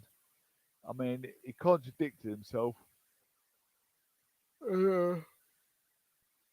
He looks bad as a friend to Jeremy Corbyn, as he once, painted him as a great politician. Everything he said, he stood by Sir Keir Starmer. It does look stupid to the eye of Labour followers, people that are Labour supporters. They're not Labour supporters for Sir Keir Starmer. They likes of Labour through people like Sadiq Khan. Obviously, he had Tony Blair at the time. Tony Blair did do some good stuff, along with his really, really ludicrous stuff as well. I'm pretty sure you might think the same about Boris. I think a lot of what Boris does is good. Might be because I just like his way of thinking. He wanted better infrastructure, which is very, very good for what our elderly parents, ourselves. We need better infrastructure for ourselves. Cancer treatment. He's always looking at the vulnerable people. That's what I like about him. And you can't take that away from him. He's better policing, which we need. We need better policing to tackle criminology. Absolutely. As safety is paramount. Allies of former leader Jeremy Corbyn have called for him to be designated as one of the party's MPs, arguing he's being prosecuted by successor Sir Keir Starmer. Unite Union leader Len McCuskey described Sir Keir's decision not to bring back Mr Corbyn as a witch hunt, and former Labour chairman Ian Lavery called it undemocratic. But Sir Keir said Mr Corbyn's remarks on the scale of anti-Semitism within Labour had undermined trust. The parliamentary chair of the Jewish Labour movement, MP Margaret Hodge, said the decision did a lot to restore Sir Keir's credibility and had stopped her from resigning from the party. Mr Corbyn is not a victim. She told BBC Radio 4 Today programme, "We have been the victim of anti-Semitism But Mr. Klutsky told reporters, "It looks to me very much like a witch hunt and a prosecution of a decent man." Mr. Corbyn was suspended from Labour at the end of October after damning reports by the Equality of Human Rights Commission, the EHRC, on the party's response to the allegation of anti-Semitism during his tenure as leader. The move followed him saying opponents had dramatically overstated the scale of the problems in Labour for the political gain. The party's ruling body decided on Tuesday to readmit Mr. Corbyn as a member, but this did not mean he would automatically be reinstated as a Labour MP. And on Wednesday, Sir Keir decided not to restore the party's whip to his predecessor, meaning he will continue to sit in the House of Commons as an independent. Sir Keir promised to keep the situation under review. If he comes back independent, it's not a major problem for Jeremy Corbyn. He's been in the game for a long time, for over 37 years as a politician. He's been in the game for a long time, generation of generation. He's been in there throughout the 80s, throughout the 90s, and he's going to be out there he's been out there throughout the 2000s as well. 2010, 2020. He's been in there for generation. He needs, it doesn't matter if he goes independent. It ain't going to be the end of the world. He still make decisions, get involved in party policy, whichever his choice. He's independent. He can agree with who he wants, and he might be more liked across all different party sectors. He might be better off going on his own. There is no doubt Jeremy Corbyn supporters will keep objecting loudly to what has happened, and that could get extremely bumpy. But cracking down on anti-Semitism is meant to be at the top of Sir Keir Starmer's to-do list. He wanted to keep promises he had made solemnly to the Jewish community. Did he really have any choice? He needs to cut down on xenophobia throughout his party, full stop. You're a politician, you're ethical in your job. I mean, if you want to make set examples, you've got to set examples from fascism and xenophobia across the whole, make examples of all the politicians. Tony Blair, especially. I said it, time and time again. He makes joke at Priti Patel. He makes joke at Priti Patel. Not nice, becoming like Islamophobia. So you need to make set examples of them all. You need to make them all stand down. Give them all. Take them all out of Parliament as well. The Parliament should be having it. They should be criticising these xenophobia. Shouldn't be allowed. It's an etiquette job. And these guys are supposed to be the examples of the rest of us, our children. They're Parliament Week for children, and they're going to have these people that have disrespected different communities. It needs to be stopped in Parliament before we hit the community. Board of Deputies of British Jewish President Mary van der Zyl said Sir Keir had, I thought it was Mary van der Leyen, but it says Zyl there. Sir Keir had taken the appropriate leadership decision, and Mr. Corbyn had been shameless and remorse for what has been put the Jewish community through. Shadow Minister Peter Kyle tweeted in support of Sir Keir, saying, "We knew there would be moments that challenge and test us. The 24 hours were unnecessarily difficult for Sir Keir Starmer has acted authoritatively. We're moving forward." Yeah, he, to an extent, he is, he can't take that away from me. He's moving in an authoritatively way. He's trying to take command. He's trying to take control of his party. But should he have made example of Corbyn before he's made example of Tony Blair? It is another argument. Why not make example of both of them? Who was a fascist commitment first? I mean, at the end of the day, Tony Blair started a war in Iraq and Iran. The Iraqi and the Iranians could say he's, he could say back then from when he started that, he's always been fascist from starting that war and then running out of England, not even to want to protect his own nation. Crazy. And fellow Labour MP Margaret Hodge, parliamentary chair of the Jewish Labour movement, said Mr. Corbyn had refused to himself to accept the final EHRC report, refused to apologise for his actions and refused to take any responsibility. What is a party whip? MPs sitting in the House of Commons on behalf of a party are given what is called the party whip. It allows them to represent their chosen party and stand for them in elections, as well as ensuring they receive a letter about the forthcoming parliamentary business detailing position of the party taken. Having a whip taken away is considered a serious punishment by a party, while the MP can keep their seat in the House. They're classed as independent and cannot run for the party in the next election unless the whip is restored. But allies of Mr. Corbyn has urged Sir Keir to change his mind immediately. Mr. Mikulski, whose Union is one of Labour's biggest financial backers, said he has astonished, adding the continued prosecution of Jeremy Corbyn, a politician who has inspired millions by a leadership capitulating to external pressure on the party's procedures, risks destroying the unity and integrity of the party. Mr. Laverty, who served as the Labour chairman under Mr. Corbyn, leader of 2015 until earlier this year, he told BBC News Channel, "This is a strange way of rebuilding trust." He added, "Does this mean that, for the first time in Labour's party history, we have a leader who overrules a democratic processes because of what he sees as the right decision?" Mr. Laverty also added, "In a political prosecution against the former leader, while many Labour MPs supported Sir Keir's decision, 28 MPs and 4 peers have signed a statement calling for a swift reversal.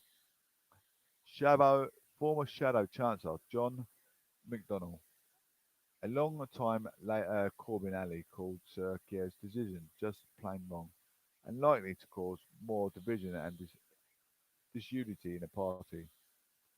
Possibly quite right there if you think if he's been 37 years in the business sector of Labour Party, all the Labour Party supporters are going to be disheartened, distrusted in their new leader.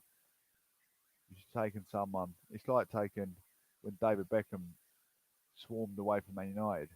Big shock to all the supporters. I'm just trying to say it from a different perspective. Someone's been in that business sector for all them years, and you take them out of whip. It's a shock to the system. You lose disheartening in the leadership. But you see where Starmer's coming from as well. In a certain light, he's trying to make example, but you don't want racism. But you've been a long life forming soldier in your military, and you get told to step down as a soldier. You saved all their lives. You saved all these lives. Saved your country from being blown up. So to work under the Queen's land, protecting your country. You get told to step down. You're not fit for the job. I know sometimes you got to be harsh to people to be kind. If you want things to run smoothly, you got to be harsh to people to be kind. It's a shock, isn't it? It's a shock to the system. That's your bread and butter. They're taking it all away from you. Thelma Walker, Labour MP for Colne Valley, West Yorkshire from 2017 to 19, quit the party on Wednesday, saying it had been a privilege to work with the former leader.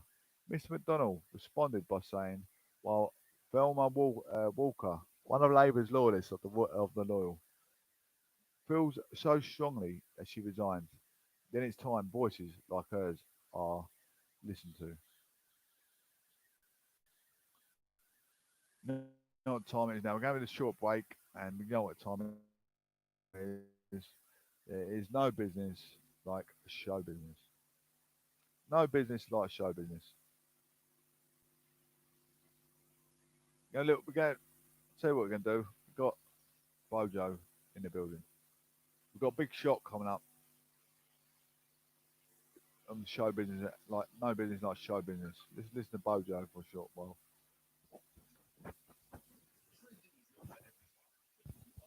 Plus500 is the place for you.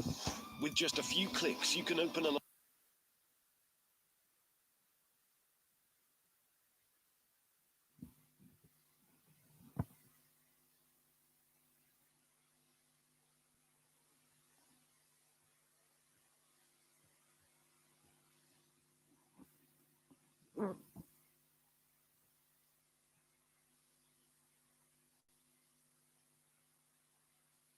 deserves wider publicity. Audit Office report into government procurement during the pandemic, which, while acknowledging the exceptional circumstances which did apply, nevertheless identified many problems with the processes which had been undertaken and also highlighted the need to maintain public trust in the process.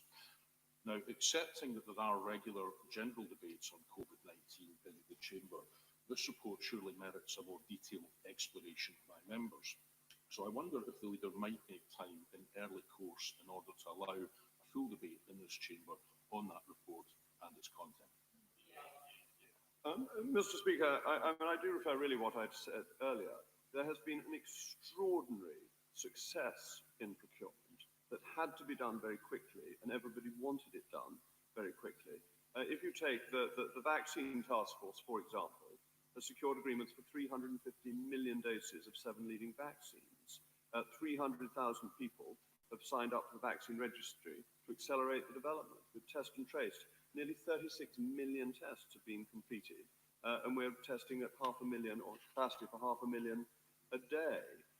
Every contract over £120,000, or 80% of them, I think, have been published so far. So there is transparency. So I think there is always a choice. Everyone knows that if you have a leak at 2 o'clock in the morning and call the plumber out, it costs more than if you book the plumber to come in 3 months' time. We were in the situation of having a leak at 2 in the morning. It was inevitably expensive. Head up to Dudley North with Marco Longi. Marco Longi. Thank you, Mr. Speaker. Does the Leader of the House agree that, given the nature of our role, MPs who can attend Parliament in person should do so, and that any motion to extend remote participation to debates should be based on clinical vulnerability in accordance with government guidance rather than personal choice? Mr. Speaker, our fantastic broadcast team, Parliament's House staff, teachers, postmen, supermarket workers, delivery drivers and our NHS workers leave home to go to work, and so should we. Thank you, Mr. Speaker. My honourable friend's absolutely right. Members of Parliament are key workers and should not be treated any differently from other key workers, many of whom have been continuing to come into work since the start of the pandemic. It is the government's strong view that Parliament best serves the UK public when MPs are present in Westminster carrying out their essential functions. Just as hospitals and schools provide essential services in health and education, Parliament performs an essential constitutional role, making and changing legislation, debating key issues and scrutinising the work of government. The House authorities have made every effort to ensure that the physical proceedings in operation are in line with Public Health England guidance and safe for members and the staff of the House. Our approach has evolved as the pandemic has evolved, and we are pleased that this latest change, if it is accepted by the House, will allow those who are clinically extremely vulnerable to participate. Thank you, Mr. Speaker. Look, I've got a number of constituents whose landlords have backtracked on their word when they said that they would be given rent relief and now are saying it is only rent deferrals. And they've even been taken to court because the law is, I'm afraid, weak and the advice is unclear. Can we, and can I ask the Leader of the House, if we can have a proper debate about housing in this place, and if the government will actually fulfil their manifesto commitment of bringing forward a renters' rights bill that will ban Section 8 and 21 evictions for once and for all? Mr. Speaker, it's worth setting out what the government has done, because during the first wave, evictions were banned for 6 months, protecting 8.6 million households. We then doubled eviction notice periods from 3 to 6 months, meaning that if someone is served notice today, they can stay in their home until May in all but the most serious cases, so that tenants are being protected. But obviously, there needs to be a balance between landlord and tenant. Thank you, Mr. Speaker. I understand that the housing target standard methodology is being tweaked. But does my right honourable friend agree with me that in central London, it not only needs to be tweaked, it needs to be radically changed? Since in my local authority, the housing target goes from 450 to almost 3,300, a 7-fold increase. Will my right honourable friend make time for a debate where we can talk about how we can get more housing, which we urgently need, but in a way that is achievable and practical? Thank you, Mr. Speaker. I'm grateful that my honourable friend agrees that we must increase housing supply so a new generation of young people have the opportunity to buy their own home. The current formula for local housing need is inconsistent with our aim to deliver 300,000 homes by the mid-2020s annually, and we are committed to reviewing it at this year's budget. We'll amend planning rules so that infrastructure, roads, schools, GP surgeries come before people move into their new homes, but we want to get the balance right when determining local housing need between meeting our target for building 300,000 homes, tackling affordability challenges in the places people most want to live, and renewing and levelling up our towns and cities. Mr. Speaker, we heard a lot from the Prime Minister about Captain Hindsight, yet whether it's the economic response and the risk of a cliff edge, testing, or the crisis in schools, the opposition has actually shown a degree of foresight and provided good advice to government. Will the government now engage constructively with advice to solve problems, or do we have to resort during our debates and exchanges to calling the Prime Minister General Chaos and the Health Secretary Major Blunder? Well, that was very funny, Mr. Speaker. We do all split our sides with laughter. I think it is worth pointing out the amazing amount that Her Majesty's government has done. 7 Nightingale hospitals were built, 30,000 ventilators up from 9,000 in March, 32 billion pieces of PPE equipment provided, 500,000 virus tests on the 15th of November, 12 million testing kits going to 14 million care homes, 200 billion pounds of taxpayers' money spent to support the economy. There's an amazing record of hard work being done to help us through this difficult period, and advice is welcome from all sources, however eccentric they may be, including the Honourable Gentleman. Sure. Thank you, Mr. Speaker. My right honourable friend will know that the East Midlands has amazing economic potential.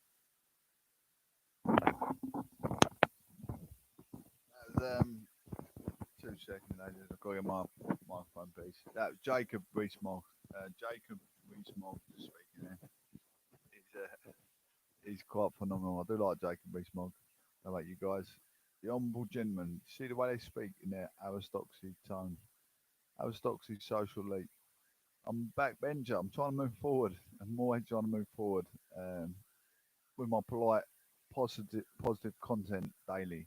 As we're moving on to showbiz, Boris Johnson's about to address the nation of the giving the money, the pledges into the military, the 16.5 billion for our defence spending spree for the military forces, and they're on about pursuing the first UK rocket to be launched into space. I'm guessing. I wonder who'd be the first person to be the pilot.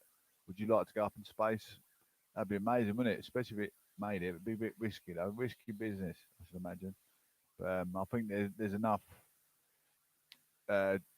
technicians and electronics that can make sure you get there safely nowadays. They let all the Chinese and the inventions they come up with had to get there safely and promptly.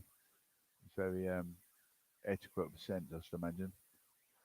Anyway, moving on to no business like show business with the prodigious upon Professor Proclamation News and Gavin. Thank you for staying tuned, guys.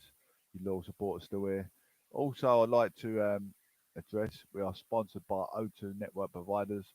Why O2? Why would you switch over from T-Mobile, Tesco Mobile? Although they have cheap tariffs in Tesco, do you get the best network? Do you get full signal wherever you go? No, you don't. No, the answer is no, you don't. Same with T-Mobile. There's a few technical issues with their current climate of signal. You get full signal on O2 pretty much everywhere you go, unless you're on the underground. On the underground or somewhere on a little island where there ain't much signal produced throughout the continent. But O2 is the best network UK coverage. I've been pretty much a lot of places with my phone, never had a problem. Never had a problem with O2 device. Massive in my constituency, massive in London. Got O2. Well, O2 is a home of champions. O2 is a home of etiquette singers, etiquette anything to do with anything activist kind of way, singer, natural performer. Get the best network device. Also, you get a lot of free giveaways as well. Trips for two. A lot of them things on. I can't think of the name of it. Yeah, you get meals for two, trips out for two, trips out for your loved ones on the River Thames. You get also spa days out for two. You can win a lot of chances to win a lot of free gifts. Also, if you get mobile phone device, any mobile phone, best of your choice, you can get a cheap tablet as well. You pay £50 up front free into a year contract. But you can cancel your contract if you've got a mobile phone device. Just pay that £50 up front and keep the device. It's well worth getting, especially if your child is coming into academic integrity. Give him a device to help him progress on his, I don't know, like I said, computer courses, any course that he wants to better his future. Give him more aspiration in life. Well worth doing, diverting over to O2. Anyway, moving on. No business like show business. Ben Watkins, US MasterChef Junior. He's a star.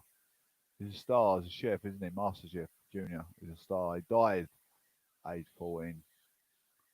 Ben Watkins. Absolute devastating shock, isn't it?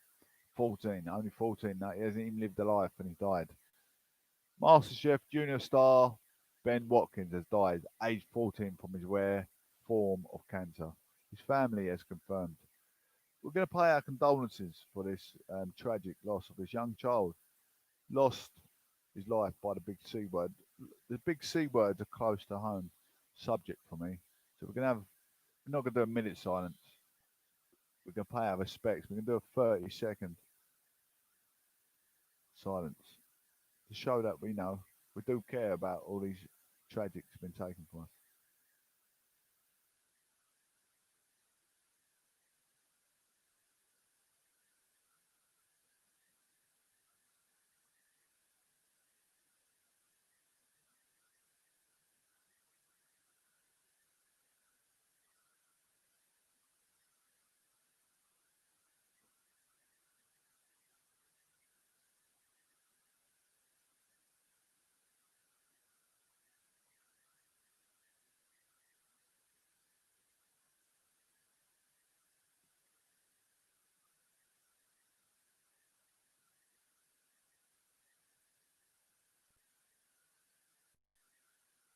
That's 30 seconds, ladies and gents. What are your thoughts in that 30 seconds? Thoughts, but everyone thinks through these tragic times, losing people to the big C word. I nearly lost my mother when I was 16 to cancer. She beat cancer. It's an unfortunate circumstance. Only age 14. Well, not even alive. He hasn't even had a life. He died at 14. Lost his life to cancer. Absolute shocking information. If that is you don't know the pain of that family, what they're going through, losing their son at 14. How do you think that boy felt, knowing they had cancer at age 14? A lot of things went through my mind in that 30 seconds. Obviously, it's close to heart. It's close to us all. Any one of us can get cancer. Testicular cancer, skin cancer, hair cancer, any kind of cancer. Chemotherapy, go for radiotherapy, chemotherapy. But NHS do help us battle cancer and our immune system. Some of us can be lucky and get through cancer. But NHS, what they do for us, they're key workers that work every day. And all we can do is thank our NHS for this such climate change that we're in, such a shock. Their hard work. They don't get paid enough for their job. Something you can't take away from them is their substantial efforts they put their own life at risk to save others. As I say, we live our life through compassion. And that's their, not only is their bread and butter, it's their compassion. They're saving other people's lives. They go through split of a marriage, they go through all kinds of things at home, but yet they're on the front line saving their lives day in, day out. Their passion is saving people. They're not paid enough. You get professional footballers on £200,000 a week, can't hit a ball in the back of an onion bag. It's ridiculous, but they don't get paid stupid amounts of money for kicking a ball, and we're supporting it. But yet we're not sitting there supporting our NHS because they ain't got a big playing field and there's not loads of seats to sit down and go, hey, save someone's life. Would everyone sit there and support NHS on a foot pitch if they saved someone's life? Do they get the round of applause for saving someone's life the way you support David Beckham hitting back of the onion bag when we win the Euro World Cup, which we didn't actually even win because he kicked someone back of the legs? But he was a great phenomenal footballer. Don't get me wrong, but you're not as phenomenal as someone saves in someone's life. Your nan, or your granddad, or your mum, or your father. Not paid enough, are they? Absolutely not. If they was all to go and strike, just let everyone die. And they haven't got it in their body. Firefighters, they go and strike. They go and strike. I'm not saying a burning building today. They go and strike because they want better money. If NHS all went and strike, especially in today's climate, we're going to strike. We're not going to save everyone from coronavirus. Imagine how many more deaths there'd be. Anyway, moving on. That was just a thought there. MasterChef Junior star Ben Watkins has died at age 14 from the rare form of cancer. His family have confirmed. The young chef who appeared on the US version of the popular cooking show in 2018 died on Monday. TV Gordon Ramsay, one of the show's judges, described as Ben as an incredibly talented home cook and even stronger young man. Ben come from tragic circumstances, having lost his mother and father in a murder-suicide 3 years ago. How bad is this? We have lost a master of the MasterChef J.R. Fox kitchen today. Ben, you were an incredibly talented home cook, and even when stronger young man. Your young life had so many tough turns, but you always preserved. Send all love to Ben Watkins' family with his terrible loss. GX. His grandmother, Donna Edwards, and his uncle, Anthony Edwards, said in a statement via his GoFundMe page, our Ben went home to be with his mother this afternoon after a year and a half long battle of cancer. Ben suffered more than this in his share in his 14 years on this earth. But we take solace in that the suffering is finally over, and in the end, Ben knew he was loved by so many. Who was Ben Watkins? Devastating, isn't it? That's how close home to us. You know how close home to that was. Watkins. No, the Edwards. Edwards. My mother's surname.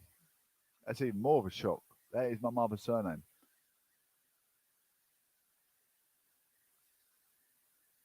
That's my mother's surname, Edwards. That is a shock. Who is Ben Watkins? Ben Watkins come from just outside of Chicago and honed his fledgling culinary skills by working at his father's Michael's barbecue restaurant.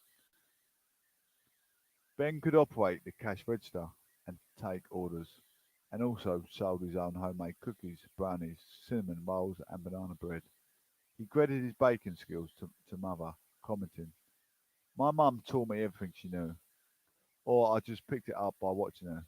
However, in 2017, Ben's father was shot and killed Ben's mother. Later Edwards before killing himself. Ben's grandmother and uncle then became his illegal guardians.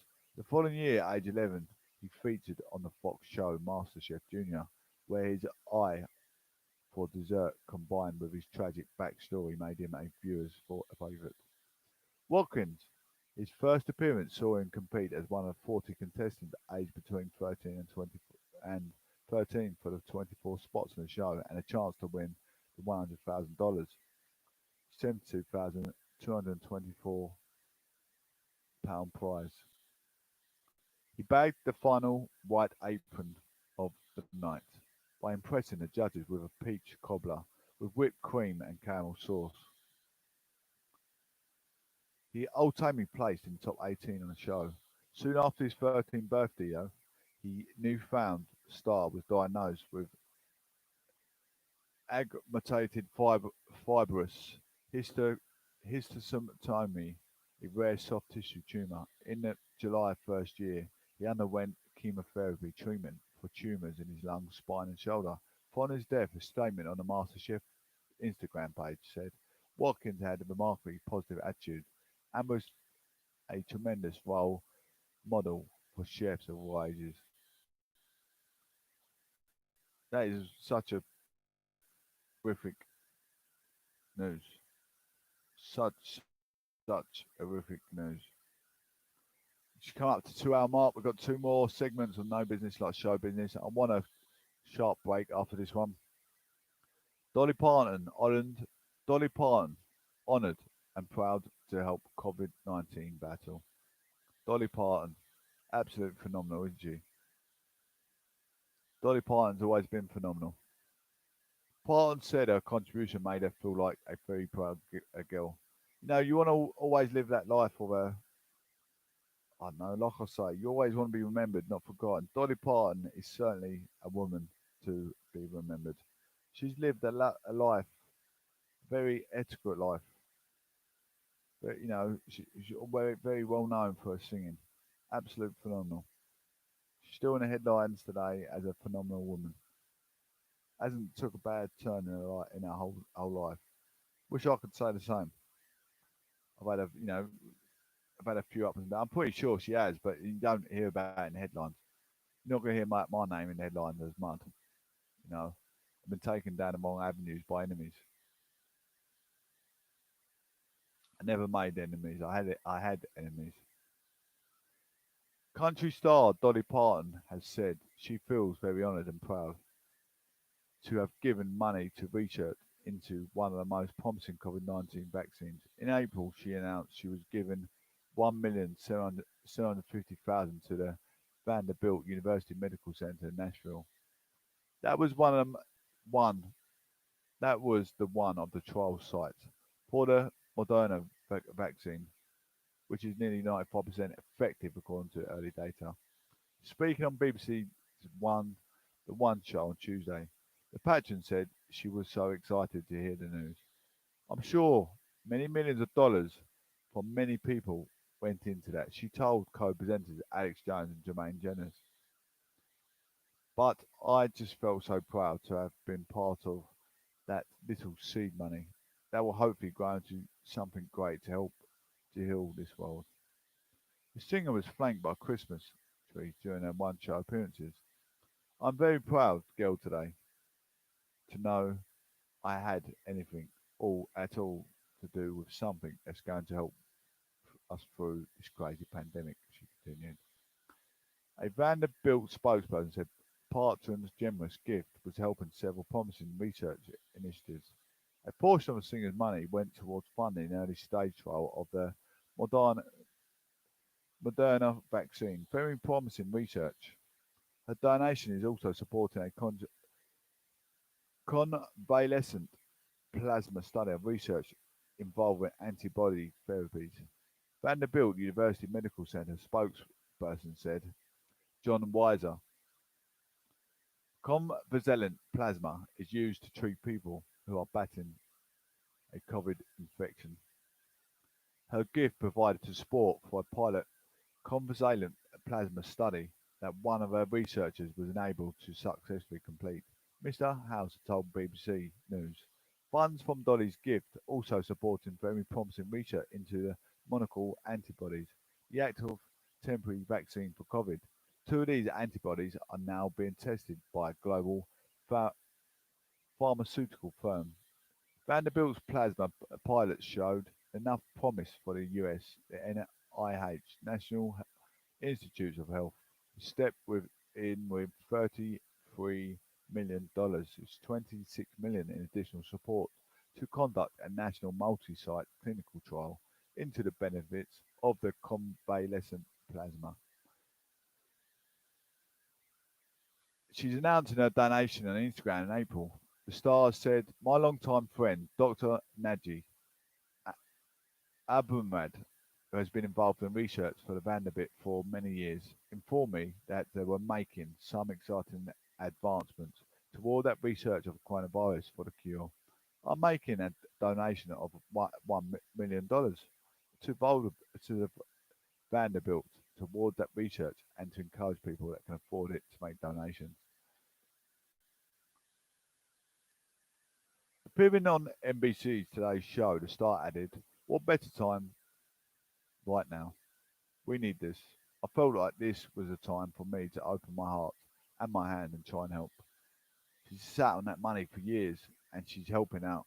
Look at Rashford. Marcus Rashford was demanding government support children in need.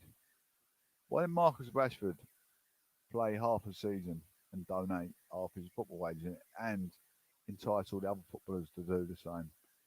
They earn such a stupid amount of money, 200,000 a week. 200,000 a week to play half a season for free of charge just to help out the charity.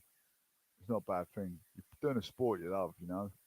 You should be thankful that you got the support of the whole world supporting you. They should go, yeah, we need to help out. Appearing on LBC's today's show, the star added, "What better time right now? We need this. I feel like this, the time for me to open my heart and my hand and try and help. I'm not being ruthless the way I'm saying, but it's just suggesting things. I've done football. I've took risks as well. I've took risks to support my family. I've done professional boxing as well. Another major risk, despite my head injuries, to support my family. But if I made it a millionaire for the sport, mate, you know, for risking my own life, after I've got to take my life taken away almost, pretty much, could have done if I give up. I said I couldn't walk ever again. I took a lot of risk in life. Even my medical advisors today checked my scans. You know, the risk of that brain injury, the head injury that I sustained. Very, very lucky to be walking today after what I still went through. They said I should never in a million years put a set of gloves on. I should never in a million years took any more risk in going into the club life. The life I'm living now is perfect life that I should live from that day forward. I was never really a party goer, even then when I was 18. Obviously, I've fought my demons for the last 20 odd years. But, you know, despite the risks I've taken in life, and you see people like these world champions, they're making examples of world champions that are suffering mental health for their own doing through alcohol and narcotic abuse, and still world champions today. They're the world champions that are millionaires today. You know, it's a joke. And people sit there in front of TV support that. They don't support something where it was legal down me, and they shut the nightclub doors and watched me get my head kicked in by about 15 blokes. And it was not my doing. It was one of my friends chat. You know, it's not a bad thing. You have a drink, men chat, women up, whatever. One of my friends chatted someone's girlfriend up in a nightclub. 15 blokes gathered around, went outside. You know, that's what happened. And I'll bring it up time and time again. You guys are probably sick of hearing it, but I'm just saying. You know, if I had the money, this kind of money like these footballers get, I'll be helping out at charity. Is what I'm saying. That's what I was trying to get at. Anyway, I was going a bit off contrast, but anyway, going back into what we was talking about. Following Parton's gift, Jeff Bowser, Vanderbilt's president and CEO, said her amazing generosity and a source of inspiration. He added she cares so much about helping others, and we are very grateful for her ongoing support. These funds will help us complete promising research that can benefit millions in their battle. But the Dolly Parton COVID-19 Research Fund was listed among the funders in a new permanent report in the Moderna vaccine that was published in the New England Journal of Medicine. And our contribution to the trial, the highlighted was on Tuesday. Fans took to Twitter to praise the Jolene and 9 to 5 singer. What 9 to 5, only we can live in. This week, Moderna suggested a vaccine candidate was highly effective in stopping people getting ill and working across all age groups. It's said to work in a similar way to the Pfizer and the BioNTech candidate that researchers last week declared 90% effective after a separate preliminary trial. Parton, 74, had a history of philanthropy that stretches back several decades. She has supported child literary initiatives for a Dollywood Foundation and has also raised money for wildlife and HIV/AIDS charities. Dolly Parton, aged 74, is still phenomenal, ladies and gentlemen. We're coming up to the last about 20-15 minutes of the show. I just want to say thank you, Tony, the other listeners are still here. I really appreciate you guys. My Castbox, my Podbean listeners. We almost come to an end of the show. Appreciate you guys so much. This is another Horrific. Horrific news. Horrific or horrific, whichever way you want to choose it. Anyway, Naya Rivera, wrongful death lawsuit filed over Glee stars drowning. Shocking news. A wrongful death lawsuit has been filed over drowning of Glee actress Naya Rivera, who died during a boat trip with a young son in July. The suit was filed by Rivera's ex-husband and on behalf of her estate over the accident off the California lake. It blames the local authority and the manager of Lake Peru, northwest of Los Angeles, where the accident happened. It alleges swimmers were not adequately warned of the risk of swimming there.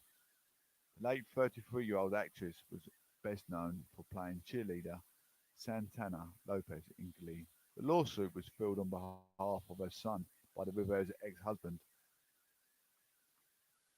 and the boy's father, Brian Dorsey. It alleges that the boat rented by the Rivera was not equipped with a safety accessible ladder, adequate rope and anchor, a radio, or any security mechanism to prevent swimmers from being separated from their boats.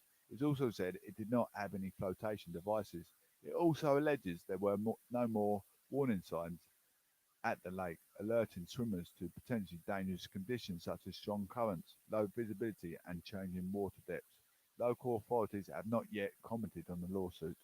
Rivera had rented a pontoon boat with her son, aged 4 at the time of her accident at Lake Peru on July the 8th. The child was found alone, and the sheep in the boat was by leasing agent after it was not returned, prompting a research for the actress. Her body was found a few days later, and her death was later declared to have been accidental. Who was Naya Rivera? Rivera began her career as a child actress and model, appearing to the TV commercials in the US. As a 4-year-old, she starred in Royal Family Sitcom on CBS and had a number of TV appearances, but it was playing cold-hearted Santana Lopez in Glee that made her a star.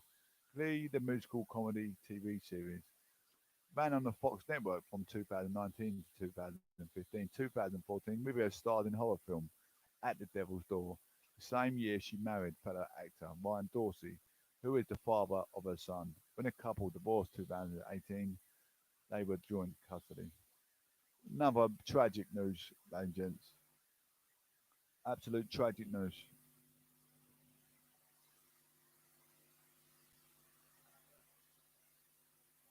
We're going to have a short break, ladies and gents. That's pretty much the end of the show. I just want to have it, I'll come straight back. The prodigious, it's a prominent professor at PNG. Why get involved? You want to get involved in politics if you know where to start. Party politics, people politics, help the ecosystem, pollution to our environment. Talk about hydro politics, anything. You want to take a part. You want to have your voice heard. You want to get involved in environmental friendly and stop pollution to businesses such as all kinds of business, farming, pollution of the air. You want to get involved. How to start? Well, I'll give you a bit of detail. Firstly, please subscribe, share. I want more subscribers, more followers. It's the prodigious, the prominent professor at PNG. How to get involved? Speak to one of your local constituency MPs. I'm a Conservative trainee councillor at the moment. I'm looking at all business, the sociological side of things in business. How does it interrupt in our business? Maybe their business too close to a suburban area in a stage of criminology. Anyway, as a member, if you want to become a member, you can play a key role in the party, supporting the work we're doing in government and contributing the ideas, policies and future of the party. You'll be invited to join us at party conference and to attend local and national events. And if you're just joining us, once you've been a member for 3 months, You can also take part in the party elections. To reduce our environmental impact, we are no longer issuing plastic membership cards. Please be assured that this does not impact your membership.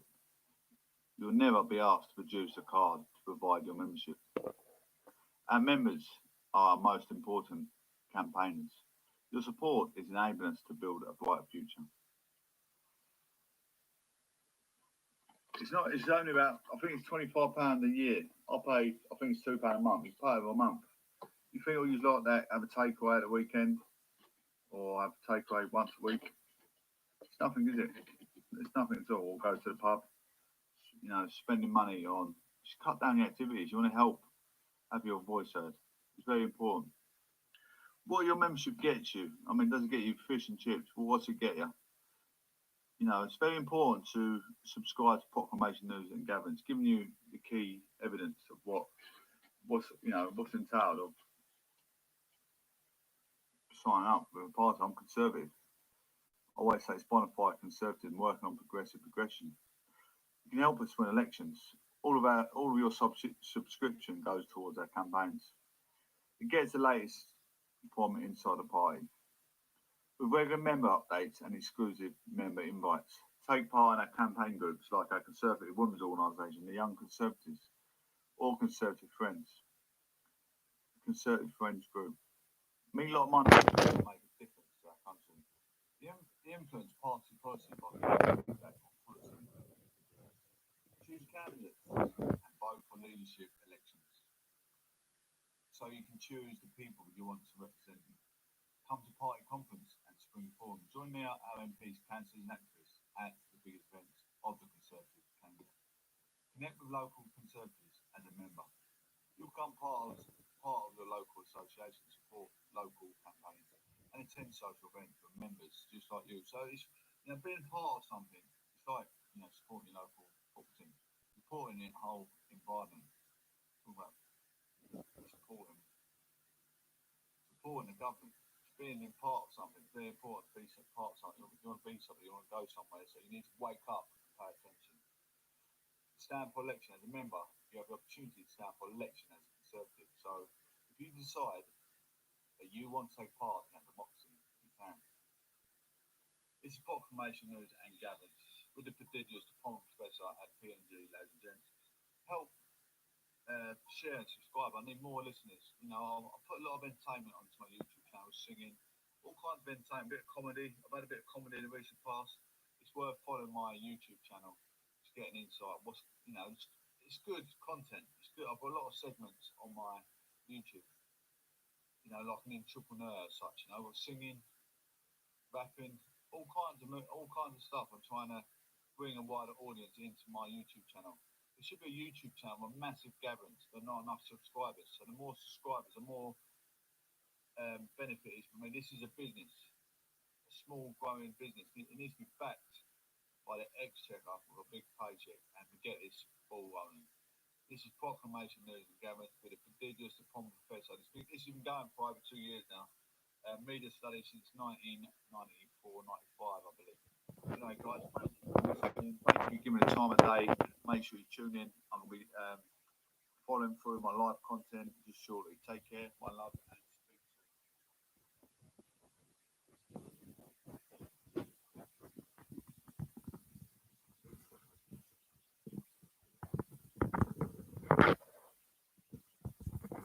Thank you, ladies and gentlemen, for listening to the show. It's been 2 hours and 20 minutes, a bit longer than usual. Thank you all. I really appreciate guys being loyal, staying observed. But you know, if we can outline some incidents in your community that you'd like to bring to the horizon, please do. I can share the information through my constituency and local MPs. Let me know what community you're in, what you'd like to bring to the horizon. What problems you've got in your community that needs sorting out. Lack of everything at the moment, but I mean, when we get back to normality, lack of aspiration, lack of things to do, or you got trouble in your area. sociological disruption in your area. But let me know, ladies and gents. I really appreciate you guys listening. I'm back again tomorrow afternoon. Have a great day, Tony. Thank you, buddy. I really appreciate you listening, mate. Appreciate you. Big time.